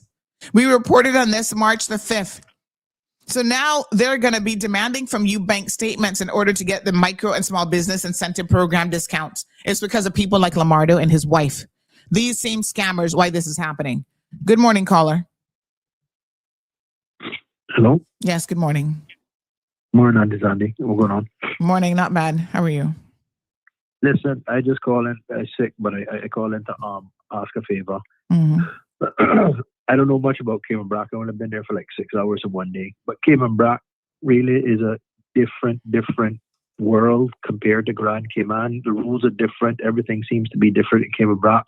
At the same time, for anybody to say that a Caymanian can't have 7 licenses, 9 licenses, 12 licenses, whatever, none of us know what it takes, especially in a district like Cayman Brac and the opportunities that survive there, right? So if you feel that you're up for it, you've gone through the process of of applying and you've been successful in getting it. That's not their fault, and ultimately, at the end of the day, the rules have always been different in Cayman Brac for a lot of different things. So that can't be a surprise to us. The point that I'm making is there are a lot of people in Grand Cayman that own businesses, and heart of hearts, I think everybody would like to have a staff of full Caymanians or majority Caymanians. But the reality is there are more jobs available to be done than there are people willing to actually work, qualified, trained up, hardworking, understand the concept of time management and being there and being focused on the job than it is. So our country is built off of the importation of labor and trying to basically have the vast majority of your business run or expatriates on work permits playing a key role. So I say all of that to say this because, 2 or 3 bad apples that get caught out, ultimately they aren't a reflection of me, you, or anybody else. I think they just need to have their sort of moment in the sun where they get probed by whoever the authorities are. But the people them did the right thing. They got their licenses. So now we've got somebody from the outside that is complaining about Irish traffic. Nobody can traffic you when you pay somebody to get from A to B. You choose to take a chance to leave the safety and security of your home, wherever that might be, Philippines, Nepal, Africa, Timbuktu, it don't matter. You choose to leave your home because nobody holds a gun to your head to come to the Cayman Islands. It is unfortunate that you have people that will take advantage of other people. But to say that, we're all bad or all businesses and Sandra shouldn't have 9 licenses and Johan shouldn't have 10, that's not fair to Caymanians because we have a lot of people that own far more than 10 businesses and all the rest of it. And their businesses are fully staffed by, or majority staffed by expatriates. Well, it's more of a question of legitimacy, right? Of legitimate businesses, as the last caller pointed out. I mean, I suppose it's possible. You think about conglomerates like, I find it hard to believe to probably pick out anyone that has legitimate 9, 10, 15 businesses, but I suppose it's, oh Lord have mercy. I suppose I suppose it's possible. So let me think of someone like a Caymanian business owner, like a Don Seymour. Okay, he has the broadcasting license, but that covers all the broadcasting. He has, he's still involved in corporate services of some sort. So I guess there's a business license for that. Right there's a great example, and it proves the point that you and I are in agreement that, again, you've got Caymanian business owners. You look at anybody you look at a construction company. I decided we don't have Caymanians that can do all them jobs. Or at least they don't get hired. Or we've even had a former minister and current minister. Here's a better way to look at this, right? When you have just 2 individuals, it's not an apples to apples comparison when you're talking about someone like a Don Seymour who has a conglomerate of companies, right? Agreed. When you have 2 individuals who are trying to operate 9 businesses, that is where we all know that that's not happening. That's completely unrealistic. Okay. And fine, if that's the hill you want to die on, that's fine. But I gotta give you this. You remember a couple of years ago when the current Minister of Education was, I believe, the Minister of Education before he took a 12-year sabbatical out of office? You remember the point that he made that there are many Caymanians that just don't want to work or not willing to work or not qualified to work? You remember when he said that, which I thought was one of the bravest, craziest things I've ever heard from a public official, and it probably contributed to him not being, and I'm talking about Ralston Anglin, contributed to him not being elected at that time. The situation hasn't changed, and what he said then is as applicable then or today as it was back then. So, the regulations, and there needs to be a tightening up of everything, and people really need to be looked at. But we Caymanians are the same ones that are going to turn around. If I don't know, in your business, I don't know how many staff you got, but I think it's just you, and Marlon. But let's say you now grow to the point where you need 3 permits. If you don't Marlon doesn't work. Marlon does not work for me. He has his own job. Marlon works for himself. He has his own job and making his own money. I know. I refuse. Forgive me. Yeah, I refuse to have him work for me. I wish immigration would raid you and free him from you. That's what I hope. Because I'm not really a proponent of spouses working together. It's probably not all that healthy for the relationship. But I have people that I work with and I outsource stuff. So listen, the bottom line is this particular example that we're talking about don't make no sense, Johan. Okay? Listen, it's Cayman Brock. Nothing don't make sense in Cayman Brock. What are we talking about? Do these? They have a Grand Cayman address and block and parcel number listed. But let me take the next caller. Thank you so much for your All right. comments. Take care. Good luck. Bye. Good morning, caller. Welcome to the program. Sandra, good morning. Curtis and Brock, how you doing? Morning, Curtis. How are you? Okay, Mom. Good. I heard you talking about this dude from the Brat. Lamardo? And this and that. Yeah. Mm-hmm. You do know that they live in Grand Cayman and most of those businesses are in Grand Cayman. Though. I understand that. Don't get insulted now as a Brock, you know. Don't get insulted. I understand that, but he's still not from Cayman Brock. Yeah, but what we know about him down here, we in Cayman Brock. What you say? You're not gonna own him? No, but other guys, you guys are speaking like he doing all the businesses up here in DLR, isn't it? No, that's what. When I refer to him, that's how I took it, and that's why No, that's how don't- Derek took it. Why he made the comment too. And said don't take it that way, because I'm saying he's a Caymanian first and foremost, and we're all Caymanians, whether we're Bracas or from Little Cayman or Grand Cayman. So we should be embarrassed of him regardless. yeah, but I don't know we don't know what's going on in Grand Cayman. Well, listen, he just bought a bar in Cayman Brac, so you soon know, because he's gonna be running prostitutes through there too. How about that? Yeah, but we'll cross that bridge when we get to it. And not gonna be long. But no, I mean, my understanding is they still doing some stuff in the Brac as well. You know, obviously the They business. got one or two houses for Right, rent. That's all okay. that I know about. That's Right. all I know about. Well, the prostitution still How be. you spoke was like boy Brackers making him do all of this. I No, took it no. like everybody Well, thinks that everything is going on up here. Well, there's a lot going on up there if you're willing to be honest. I'm just saying. You think Cayman Brac is all that innocent given a little small population? I got another one that has been reported to me that's right there in the Brac. So, Okay. I mean, Well, let's yeah, get we that going can. Well, too then. yeah, we can call that name too. All right, cool. It's just a hot mess, to be honest. You know, so listen, none of the islands are getting a pass here today. This isn't, you know, us versus them or whatever. But I'm saying, as small as Cayman Brac is, the fact that any of this could potentially be going on there and people not paying attention, I think is a big problem. So we have another one by the name of, I got to throw her name out there, but I'm not coming straight to her yet. And she, again, is a Filipina lady. And her name is Teresa Delphin Stout, married to an American. And she has been doing the most right here in Cayman as well. Another Filipina married to Caymanian and doing all kind of foolishness. So we gotta get to them one by one, you know, because like I said, CBC and WRC look like they need help investigating. So we helping them. All right, cool. Thank you, Curtis. Appreciate it. All right, bye. Here's someone who speaks specifically to the Brac situation. They said, Sandra, think about it. We've had two ministers, Julia and Moses, and Cayman Brac in power for some straight 16 years. Well, to be clear, Juliana has been in power more like 30 years or closer to 30 years. Okay.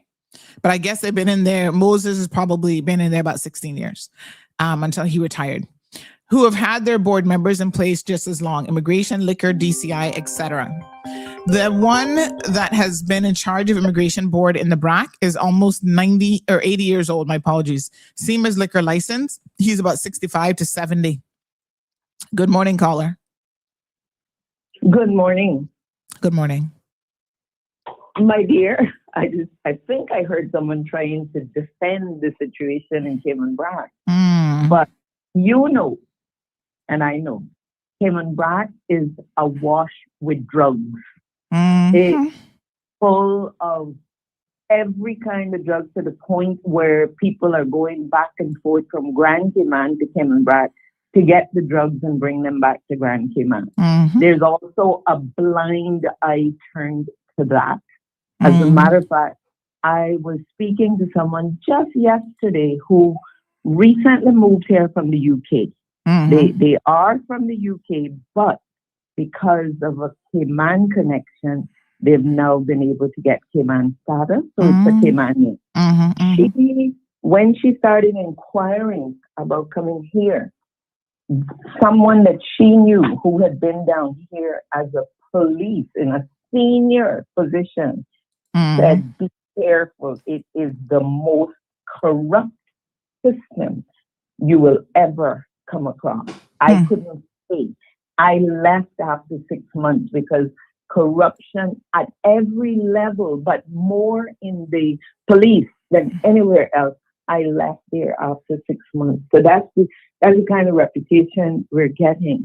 But what I have to say about this whole Filipina situation, and everybody in Cayman Brac knows who's behind it. It was all started with Letty Scott.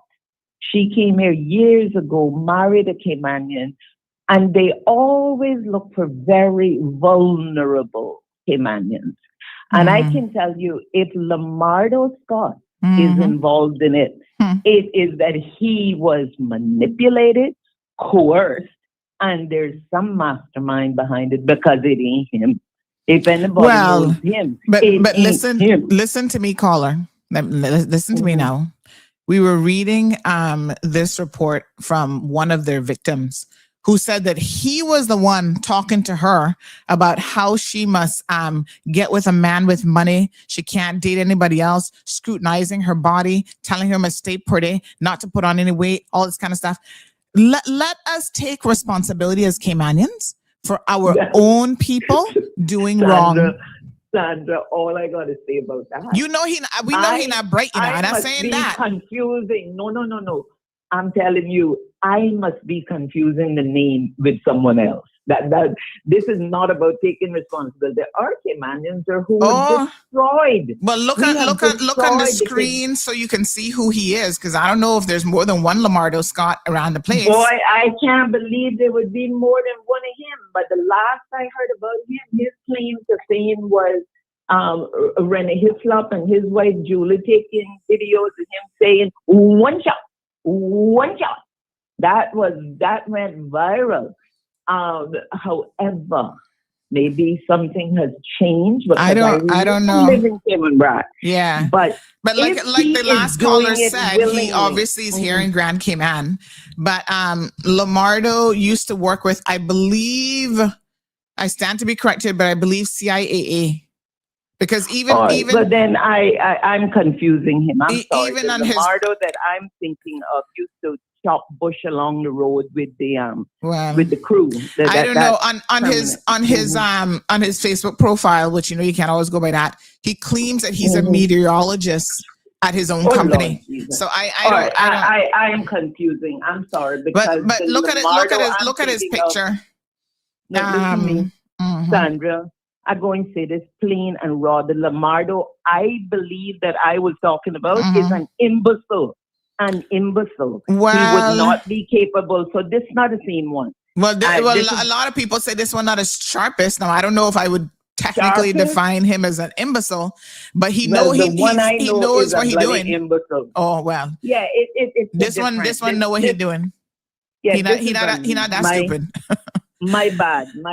I've confused them. Yeah, no. He not the sharpest, but I wouldn't say for the record, Caymanians are who destroyed. Of course, Cayman. That's right. There has been no one else. That's right. That has ever signed a work permit, Amen, a business license, an LCCL, an application for status.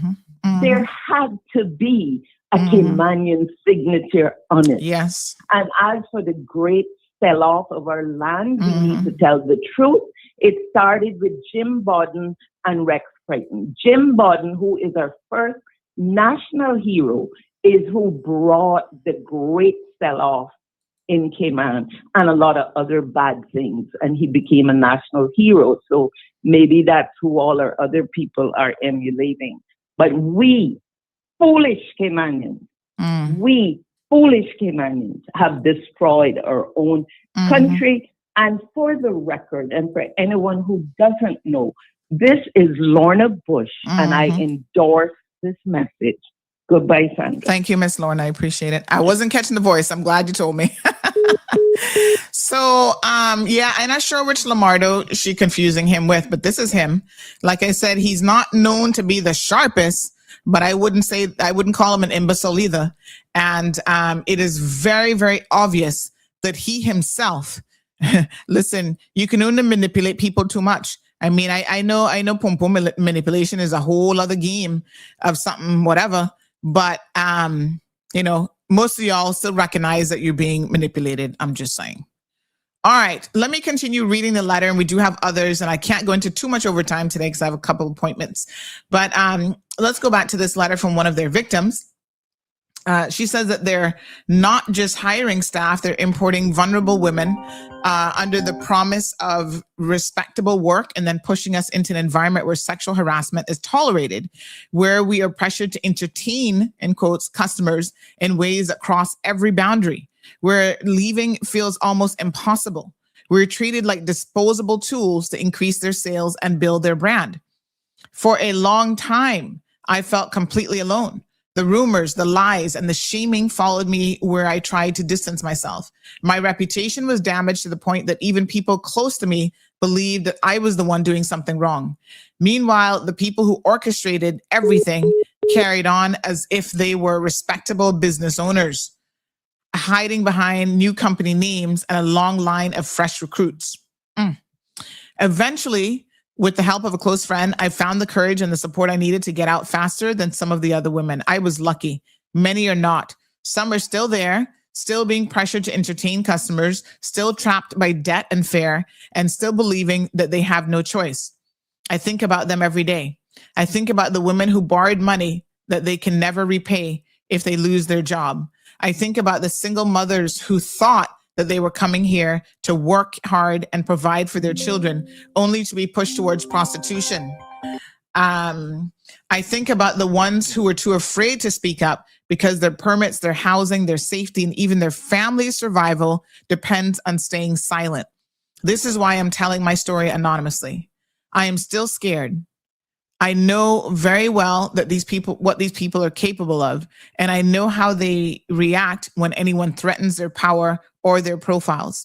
But I also know that if we keep quiet, they will continue using their businesses and recruitment agencies to lure in more desperate workers, to exploit them, to discard them, and to replace them with the next hopeful face.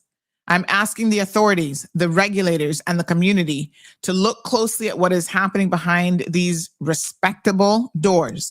Check the recruitment agencies, verify whether these businesses are real or just fronts, and listen to the women who are too afraid to show their faces. We're not just workers, we're daughters, mothers, sisters. We came here to work, not to be bought, sold, and humiliated. What is happening is not just immoral, it is illegal, and it has to stop. Wow. Good morning, caller. Chandra Curtis again. Yes, sir. Let the whole Cayman know this is Curtis Connolly. And I am not defending Lamardo. All I was saying that most of this that you guys said is going on in Grand Cayman. Yes. And Lorna was talking about Lamardo's brother, Lenrick. She got mixed up with him. Oh, so he even slower than poor thing. Playing the slower. Oh, yeah. My sweet. Nice guy though. Sorry. Yeah. Guy. My goodness. Yeah, but I see Ms. Romelia and all them commenting about defending, but I'm not defending nobody. I don't defend my children when they're wrong, much less. But all I was saying that most of the businesses they're talking about is in Grand Cayman. All I know that Lamardo and Cayman back is 2 houses for rent. So I'm not defending nobody. Mm-hmm. All right? We appreciate it, my darling. All right, cool there. All right, another victim has come forward. Please hide my identity. I'm one of the victims of the scheming scam of Nydia Scott and her husband. Oh my God, so many. So let me tell you now, the only way that we can bring these people and bring this scam to stop is by exposing it, okay? And we have got to expose this fully. For whatever reason, you guys are not going to the authorities, but you're coming to me. And so I take my position and my role in this regard extremely, extremely seriously, right? I will provide the authorities with as much information as possible. I understand Johan's point that some of you have paid to get here. He feels like you must have known, you're part of the scam, whatever. But for the purposes of WRC, CBC, the police, and their investigations, you are protected and you are seen as a victim. It's like when you have a prostitute who's being pimped out by a pimp, right? Who is the victim? Some of you say, well, the prostitute has a choice, doesn't she? Not if she's being beaten and manipulated and put in a financial position by her pimp where she has to do what he says. So although these women are not necessarily being physically beaten, they're beaten down in other ways where, as that woman just said, they are brought here under conditions, under pretense. They're lied to. So yes, they thought, okay, I'm going to pay a fee to get here. There's some people, okay, I'm going to charge you a recruitment fee. That in and of itself is not necessarily the illegal part. It's what then happens from there that is the problem. They're brought here and they're pushed into positions where they don't have any real work for them. Right? After 3 months, you better go out there and find, you're lucky if you even get a job in the bar, but you go out there and find. They're being told to lie about how much money they're making. They're being pushed into the arms of men. That's prostitution. That is now where the human trafficking part starts to come into play. So this ultimately is the problem. And I cannot hold anyone accountable for this more than I'm going to hold my own Caymanians who, like I said, it is their name on the business license. In fact, the wife's name is nowhere on the recruiting, the LSJ or LJS, which is Lamardo's initials, I have surmised, right? The wife's name is not connected to that recruitment business, not at all.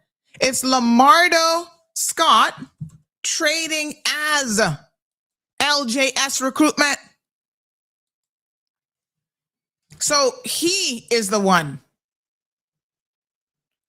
who we have got to hold accountable as Caymanians in this country. His business license is up for renewal in May. We have got to find ways for our government agencies to start being able to turn down these business licenses if you were involved in illegal activity. Once again, I put the question, how is it that the Filipino government can shut her down on that end, but we are so impotent, we can't do it here? Thank you, Jennifer. And I notice there's a lot of Filipinos with the 900 plus people now that we have. We have over 900 people listening to the show. I notice there's a lot of Filipinos here. Reach out to me. My personal number is 324-1612. Reach out to me. We have got to put a stop to this. And not just this couple. They might be the most, prolific, but there are others out there. The Nepalese community, a lot going on because she's not just bringing in Filipinos, by the way. She's bringing Nepalese nationals as well. But there's a lot of others out there who are taking advantage of the Nepalese. Come forward. Because you know what's going to happen? Let me tell you guys something. I put up a poll question the other day, right? About whether or not it's not time for our government to start considering when people have a reputation, AKA like the Filipinos, for taking advantage of their own people, for human trafficking, for taking advantage of our work permit system.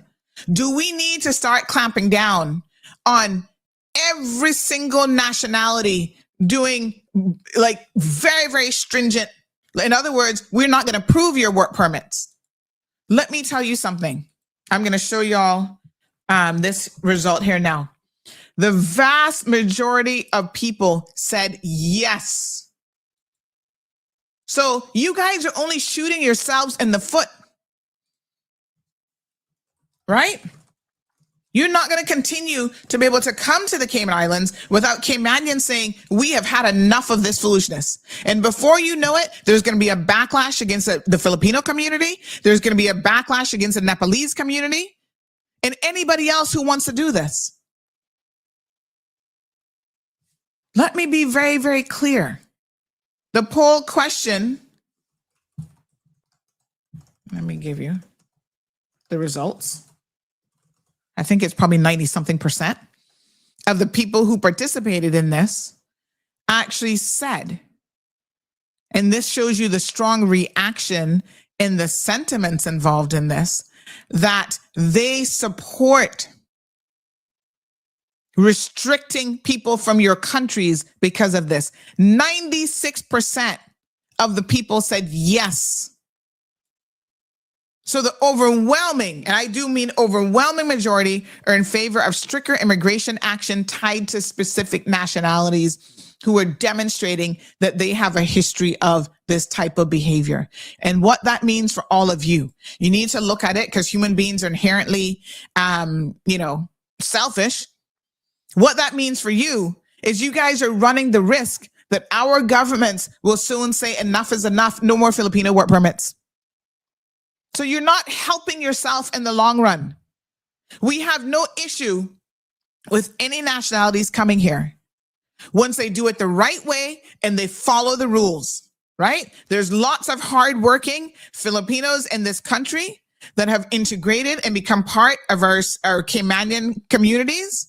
We have absolutely no issues with any of you who are here and following the laws, but more and more, we are getting the Filipino riffraffs like Nydia, right?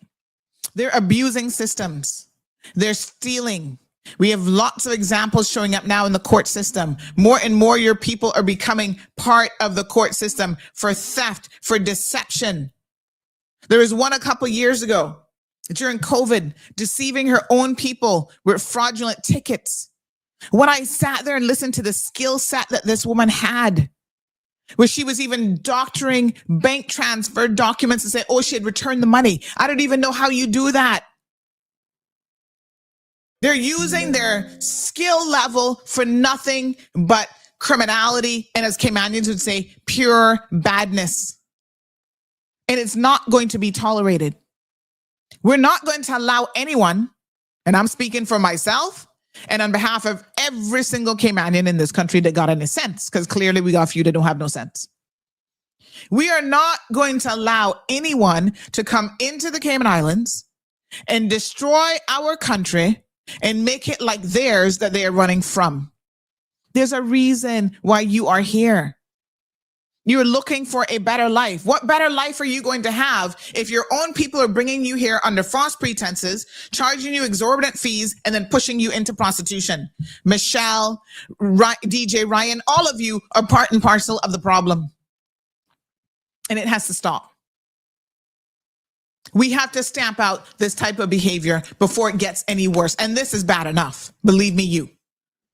So she has single-handedly brought in more Filipinos than anyone else. But there's more people. Yeah, so there's the Kyla Davidson. She's a Jamaican. Running scams on people same way. Bringing in people, don't have no work for them. Those are the Jamaicans now that it's happening to. It is time we say enough is enough. That was the campaign slogan for, what's the government name again? That one party, oh Lord, I can't remember their name. But their whole slogan was enough is enough. Well, I'm here to tell you it's still enough is enough. We have had enough of the corruption. We've had enough of our CBC officers being called into disrepute because of their bad behavior. We have had enough of them being so far at these women's vaginas, right? That they are following them at every nook and cranny and promising them all the way to the UK when they're kicking them off the plane because our country has deported them. TCCP, thank you. They running around still defending them. And oh, I'm going to get you back in the Cayman Islands if you sleep with me. We know who you are. And you're a CBC officer and you should be ashamed of even putting that uniform on and getting up and going to work in the mornings. You guys are disgusting. And as someone said to me this morning, let me share this comment as well.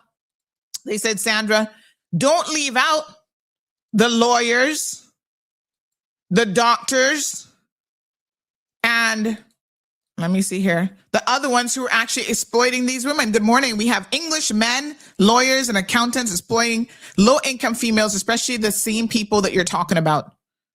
Some of them are being hired as nannies in homes, and then they're being exploited as sex workers. Y'all need to stop it. Every single one of you is contributing to this problem. You want a sex worker? Go out of Cayman. This is not the place for it. Jennifer, thank you so much. She said it's called the NBI, the National Bureau of Investigation. So the NBI, right, has shut down the license for the recruitment agency on the Filipino side, trying to curtail this woman's behavior, Nydia. And here we are in Cayman because they received so many complaints about her. And here we are in Cayman and can't do nothing about it. Here is Daryl Guevara, the brother, right here in Manila, Philippines. The people of the Philippines versus Daryl Tongson Guevara accused applicant Maverick Soro Pena, right? This is for pornography distribution in his country. He has a conviction and yet lies on his immigration paperwork to be able to come to the Cayman Islands. And I bet you the same Nydia that brought him into. So they're even bringing in criminals into this country.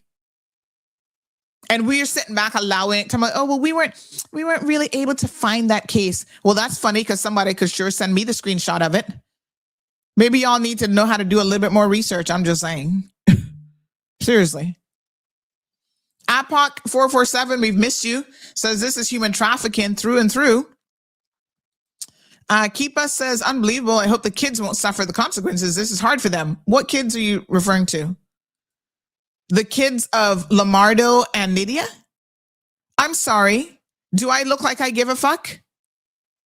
When you as an adult decide to engage in criminal activity and you're not even worried about your own children and the well-being of your family when you are finally exposed, because as they say, you can do what you want, but you're not going to do it for as long as you want. So it's only a matter of time before what you do, what is done in the dark will come to light. So did Lamardo and this stupid woman, Nydia, think that we would never find out? That this would never be exposed? Well, I know they got another thing coming. And this should be a warning to all of you who are involved in this type of activity. So I'm not caring about their children no more than they're caring about their children. Let me put it that way. And it is obvious through their actions that they don't care about their children at all. Otherwise, they wouldn't do it. They would run legitimate businesses. And yes, thanks to the listener who said, oh, he just bought Elvis's bar. We know Elvis called in the other day. We are well aware. So now, like I said to Curtis, they're going to be in Cayman Brac running a prostitution ring right there at the liquor store. It's not a bar, but it's a liquor store. So they're going to be running it right there up in the liquor store. Here's another thing I want you guys to be very, very cognizant of. I, for one, do not support any local businesses that engage in this type of behavior. Now, I'm not a bar person, so that's easy. I've never been in bar and tap and wine and tap and whatever they're calling themselves. Wine on top of the tap, whatever. But every single one of these businesses, because sometimes, you know, I've supported largely Filipino-run businesses. They have cleaning businesses and stuff. And what I like about them is when you utilize their services, they'll send like 4 or 5 people to clean so they don't have to be up in your face all day. Like they come in for a couple hours with 4 or 5 workers, you know, they can quickly get in and out. Prices are reasonable. You know, I pay them.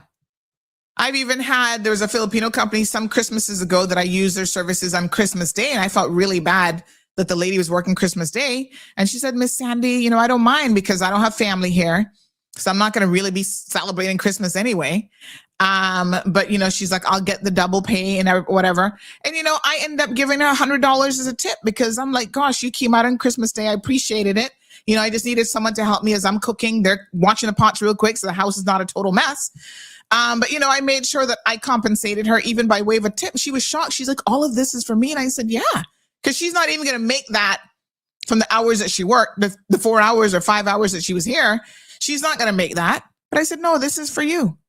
Caymanians also have a role in this to play.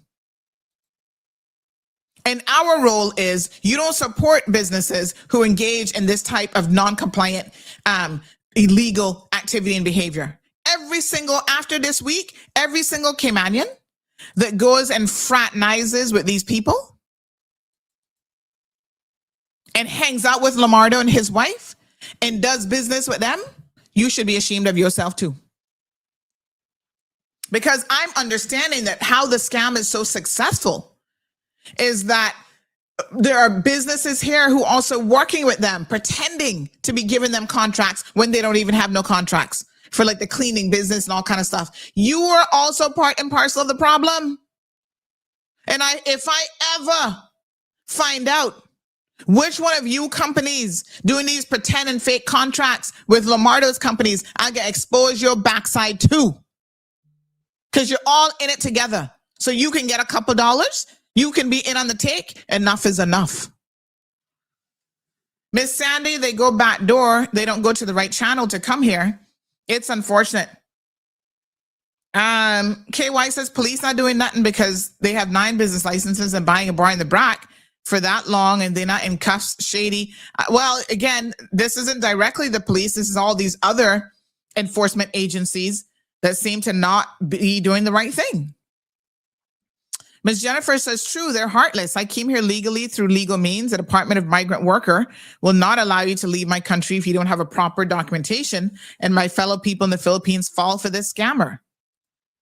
That's why Nydia used backdoor, no DMW, I don't know what that means, and Polo and Washington clearance so they can come here immediately. They pose as tourists.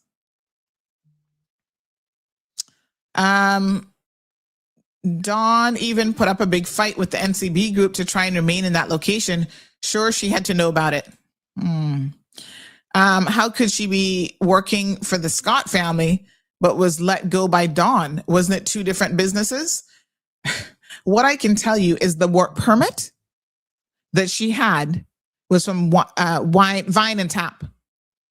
So again, this is a lot of questions about what kind of relationship did Dawn have with the karaoke people. So Nydia has the real deal karaoke bar. She brings her in on the temporary and then Dawn takes her over. Why would Dawn be doing that? Make that bitch keep her on a work permit herself. This is where as Caymanians, we allow people, whether it's pure stupidity or turning a blind eye or we're on the take, we allow people to abuse the system here and we have got to stop it. There's no reason to do it. So, Anthony, you make a very valid point. Jennifer says, yes, it's sad, but sometimes my fellow Filipinos know this, but still do this. They think that it's easy to find a job here.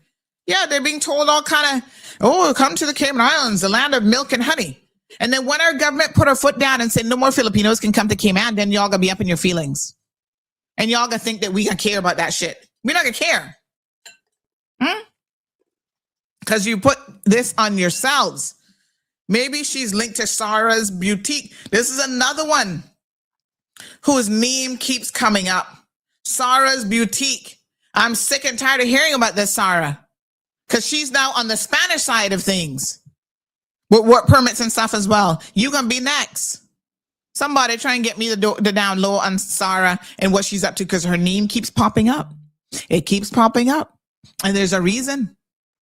Hey, morning, Jim. Jim says, it's not always what you know, but who you know, and who will do and who will do the person the favors for them, slip a few bucks from hand to hand, like taking the person out for a sandwich is all it takes. These individuals are rubbing elbows with certain individuals. They just use one another to get what they want. Absolutely horrible.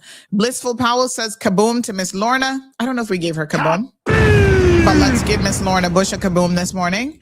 There seems to be a lot of covering up for Cayman Brockers. Wow. When the facts are real, says Ramelia. What a hot mess. Sarah Sue from the BRAC listening. She says, this is so sad. Morning, Miss Sherry Ann. Sadiqa says kaboom for that anonymous person. All what she's saying is what many of us are going through as expats. And that was the letter that we were reading. Miss Ramelia, kaboom. Debbie says, so we in the Cayman Islands have our own version of the Epstein files. Jeffrey Epstein and Giselle, what her name was again? Not Giselle, Jesslyn Maxwell Incognito. What a disgusting scenario for the Cayman Islands. Jesus, take the wheel. Penalize them all, says Tartarian.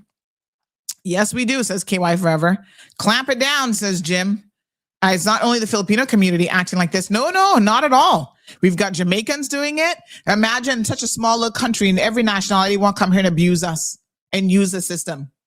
We better wake the hell up. Because guess what? Once they destroy Cayman, and this is a cesspool, they can go back where they come from or somewhere else.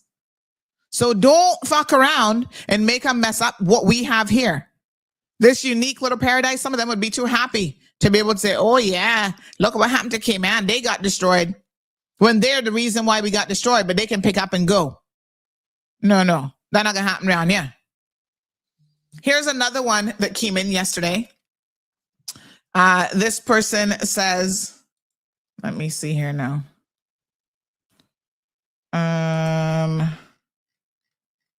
It says, hey, just tuning into your radio show. This was actually yesterday afternoon that they had messaged. And they go on to say, thanks for exposing all of these people destroying Cayman. I'm a Caymanian who grew up in the US, while 99% of my family still lives in Cayman. So I did the military thing, traveled to the Philippines many times, lived there before, and let me tell you, the whole country is run like a cult. They are taught by these Catholic leaders who tell them that it's okay to lie multiple times. I've asked young Filipinos who told them it was okay to lie, and they say their parents and ministers, they said, to get a good idea of their mindset, and I'm talking about 95% of the whole country, their parents will have roughly 5 to 10 children, okay, with the idea in their heads that they will either work in the go-go bars at 14 or go abroad and work in another country to bring their money back home to their parents. If you do a quick Google search on Filipino women scamming foreigners, you'll see hundreds of forums where men are talking about they have been scammed. Well, again, the willing being scammed. That's kind of ironic because these men need to do better. But anyway, they're taught to play like church-like roles of being innocent. But in my opinion, they are true devils. They were taught for many generations to marry the white man and discard the black man. The blacker you are, the worse the treatment. In my case, and he's a black man, by the way, I have a Filipino child that lives with a bad mother. Never told me that I had a child for 2 years. Contacted me during COVID and told me. I told her I would support him. Just give me a DNA test first. Sent the test and $70 US over there. She ran away with the money. Imagine running away with $70 at that anything. My God. You know, these poor people desperate. She ran away with the money and did not do the test until I went there a year later when I tracked her down. If it was determined that this is my child at that time, she would have gotten $200 to $300 on a monthly basis. See the mindset? This is who they are.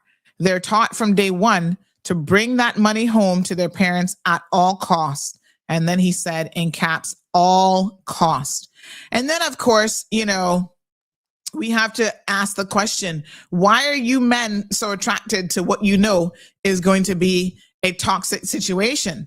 So I replied and said, well, this is very much a transactional situation. So you men know that they want your money.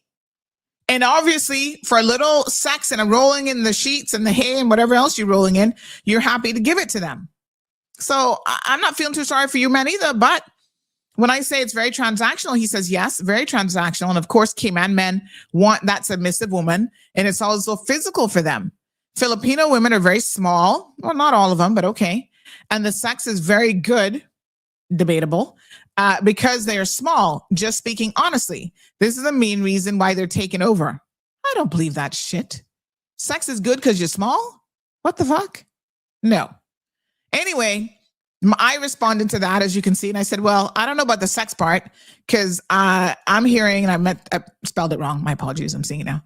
Most can't even F their way out of a brown paper sack, but it's more about their submissive nature being attractive sexually, as you can do whatever you want to them and they will take it.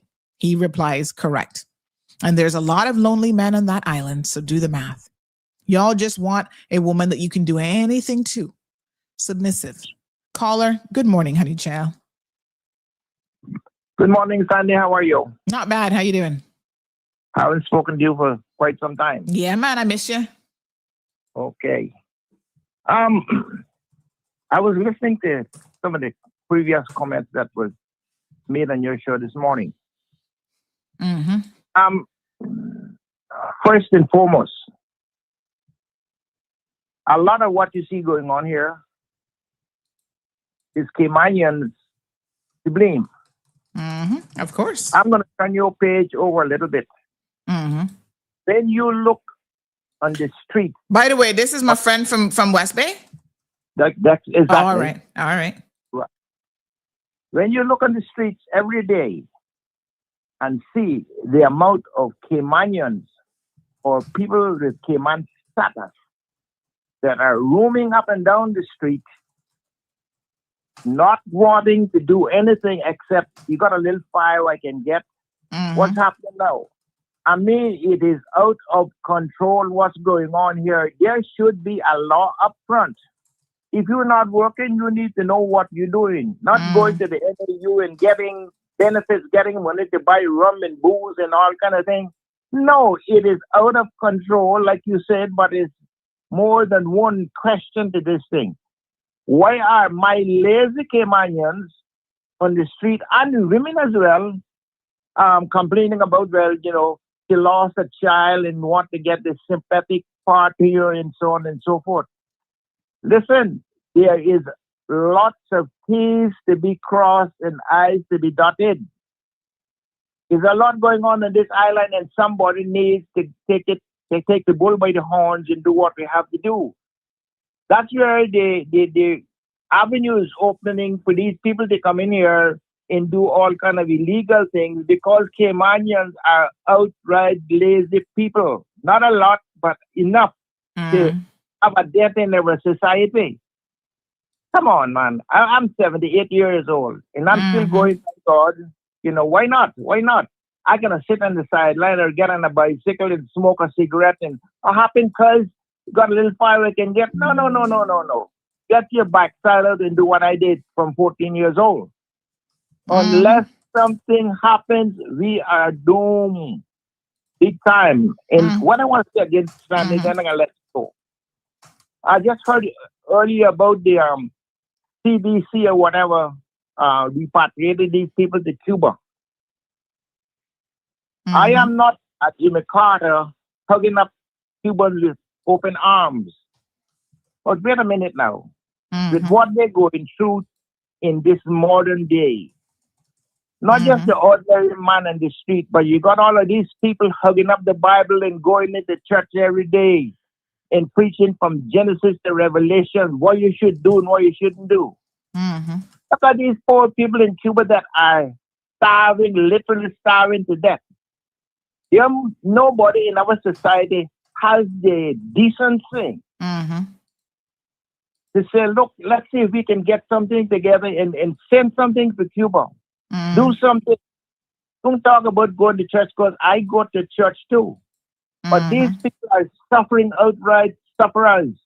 And nobody in our society, maybe I heard Mr. Mario is trying to get something together to send, but it's outright ridiculous that all of these people going to church every day, Christian people like butter can melt in their mouth.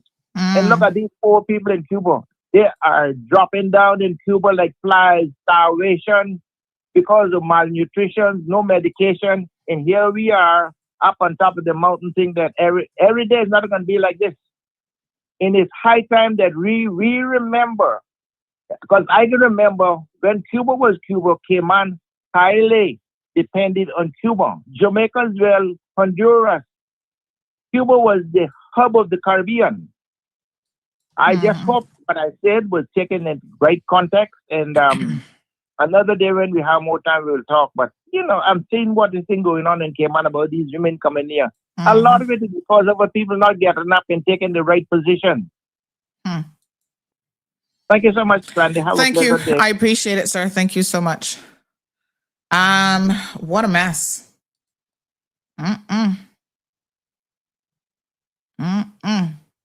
Some people saying to me, boy, Sandy, we have a lot of people who are falling prey, and, you know, y'all need to do better. There was one more that I wanted to share before I end the show. I do have a 10:30 appointment, so I got to wrap this up. But let's get to this one that came in this morning. This one is really, really long, but I'm going to read it as quickly as possible. And we're not going to let up on these people. You know, they're going to have to come clean. Our agencies are going to have to do their jobs, and it is what it is. That's the bottom line here. All right, here's another complainant. And I noticed that even on our social media stories, Filipinas and Filipinos themselves are coming forward saying it is about time. It's about time that that this woman is exposed. They said, finally. So this one, once again, says, finally. One second. Let me see here now. Let's see. 1 second for me, please. I'm multitasking here because as stuff is coming in, I'm sending it to the relevant agencies so, they can deal with it. But this one says, finally, Nydia Lamardo scheme came to light. It has been how many years that they did it to people? We actually tried to report it before in labor, but nothing happened. Let me just pause there. You see what I'm talking about? So some of the victims themselves have tried to report these situations, and look, nothing happened. Really? If that is not a perfect example of how the system is failing. If labor gets a complaint, for example, and perhaps it's not exactly a labor issue, but they recognize that maybe there are some issues going on here with enforcement, with WRC or CBC or whatever, forward it on to them. Are you telling me that we have zero discussions between the agencies in terms of what is going on? That's ludicrous. Let me continue reading. I was under Nydia's agency before, but I was working in one of the bars as a bartender, and I know most of her employees, and specifically, I know what she do in her agency, and her scheme is like this. She will post a job on her Facebook or ask her friends or friends of friends that she is looking someone for the position. And when she found one, she will offer her a salary, a promise, and a good future. Her way is like this. She will charge the person for a permit, and when that permit is approved, she will ask the person to go to Cayman as soon as possible. But of course, that person doesn't have money for the airfare and house rental. She will willingly cover all of these expenses and will say she will less those expenses to their salary. Once a person will arrive in Cayman, she will ask them to start right away in her bar, Vine and Tap before, now Real Deal KTV. Where is Real Deal KTV located? Can someone tell me where that bar is located, please? Thanks. Most of the employees, she only gives $600 per month without overtime. You start working at 2 p.m. or 3 p.m. until 2 a.m. And her reason, you will get a tip. And this is the reason why most of her employees went on asking money for sex just to be able to live for that month, because apparently they don't have money.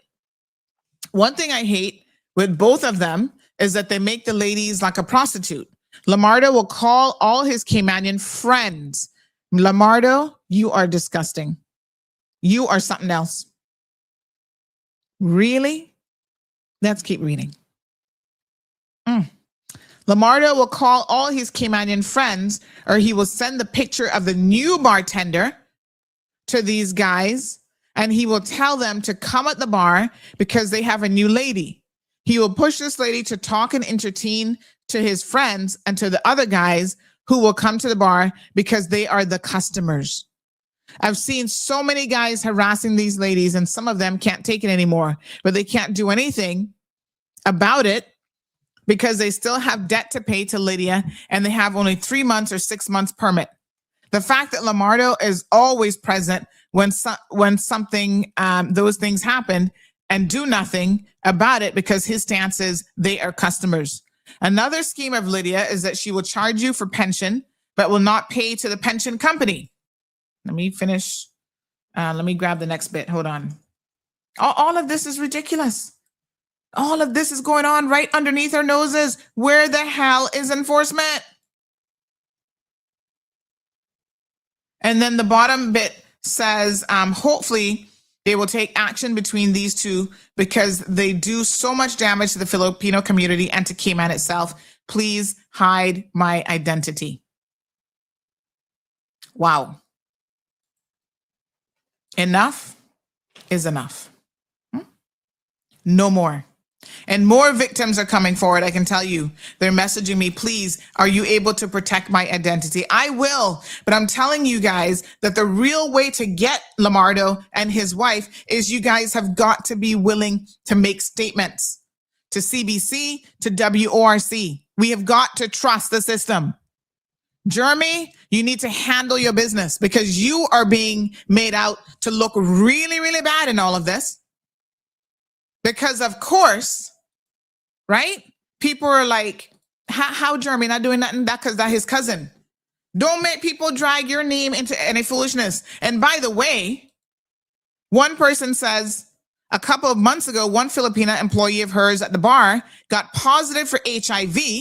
So she had to leave the island. She knows a lot are the same now. So let's not forget that in addition to all of this, they're also here because of the behavior, spreading sexual behavior, et cetera, et cetera.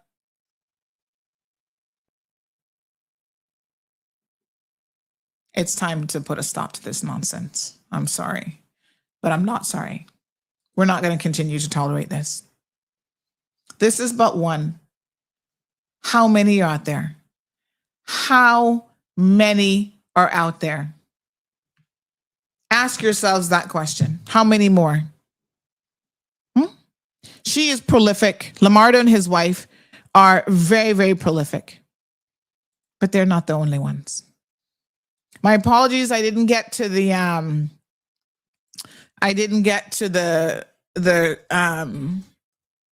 robberies that we had in town. We had 5 burglaries overnight, night before last, and we have video footage. So I'll be putting up additional video footage. We put one up already, and some of you think you know exactly who the perpetrators are. So we'll pass that information on to the RCIPS. But when it comes to these immigration scammers, I don't care if your name is Sari. I don't care if your name is Lamardo. I don't care if you're a Scott. I don't care if you're Cayman Braca. I don't care if you're from Grand Cayman. We're going to expose every single one of you. You have nothing to fear, apparently, from the authorities themselves. But you're going to have somebody to fear and something to fear because guess what? We can get your picture. We can put it up big and loud. Yeah? We're going to show exactly what you're up to. And all of you that have been brought here by this woman, you need to do your part. Reach out and share your stories. Human trafficking is not right. Being forced into prostitution is not right. What Lamardo is doing to these women is not right. That shows you what he is too. And I don't know if his mother is still alive. I have no clue about his people, but his mother must be very ashamed of him because I'm sure she never raised him to be a pimp. Right? And trying to create prostitutes out of vulnerable women. As a woman, I'm ashamed to even know that Nydia, as another woman, would ever put women in this position where they're having to sell their bodies. That means that it's okay with you, and you've obviously done it yourself.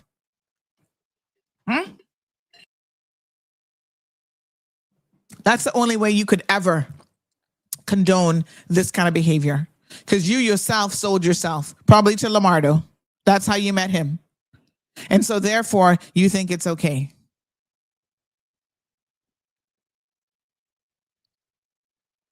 You see, people even calling up Jeremy Neem, telling he involved with the sex workers. I don't know nothing about that, but of course people are going to say these things when you, as the head of WRC, not doing jack shit about this stuff. Do something about it. There's only so much that our elected officials will be able to do. Michael Miles can change every law in the book. And these scammers like her are smart enough to find a way around it.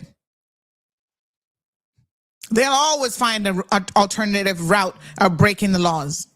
That's why we need to have better accountability. We need to have people in the system who can see what's happening and deal with them accordingly. And that is also why each and every one of us has an obligation, a legal obligation, a moral obligation to the point that when we see wrongdoing, we have to report it. We have to call it out. Whether it's one of our own or not, it does not matter. We have to stomp this out because it is going to destroy our country that our forefathers sacrificed and worked too hard to build. And it won't take long for it to happen either if we sit back and do absolutely nothing. Right? So speak up. The best thing that you can do, folks, is to speak up. It's at all levels of the community. Jim says, what hasn't been brought up is what about the health STDs? We just talked about that. Apparently one of them got infected and had to go. Same thing with the Dominican girl in Cayman Brac that was brought in to work in a bar there that they found out had HIV. You know, she didn't last for very long. But he says STDs being affected and infecting others. Herpes apparently runs rampant here on the island. And what about HIV and all the other STDs? Some of these diseases are for a lifetime, could even be death.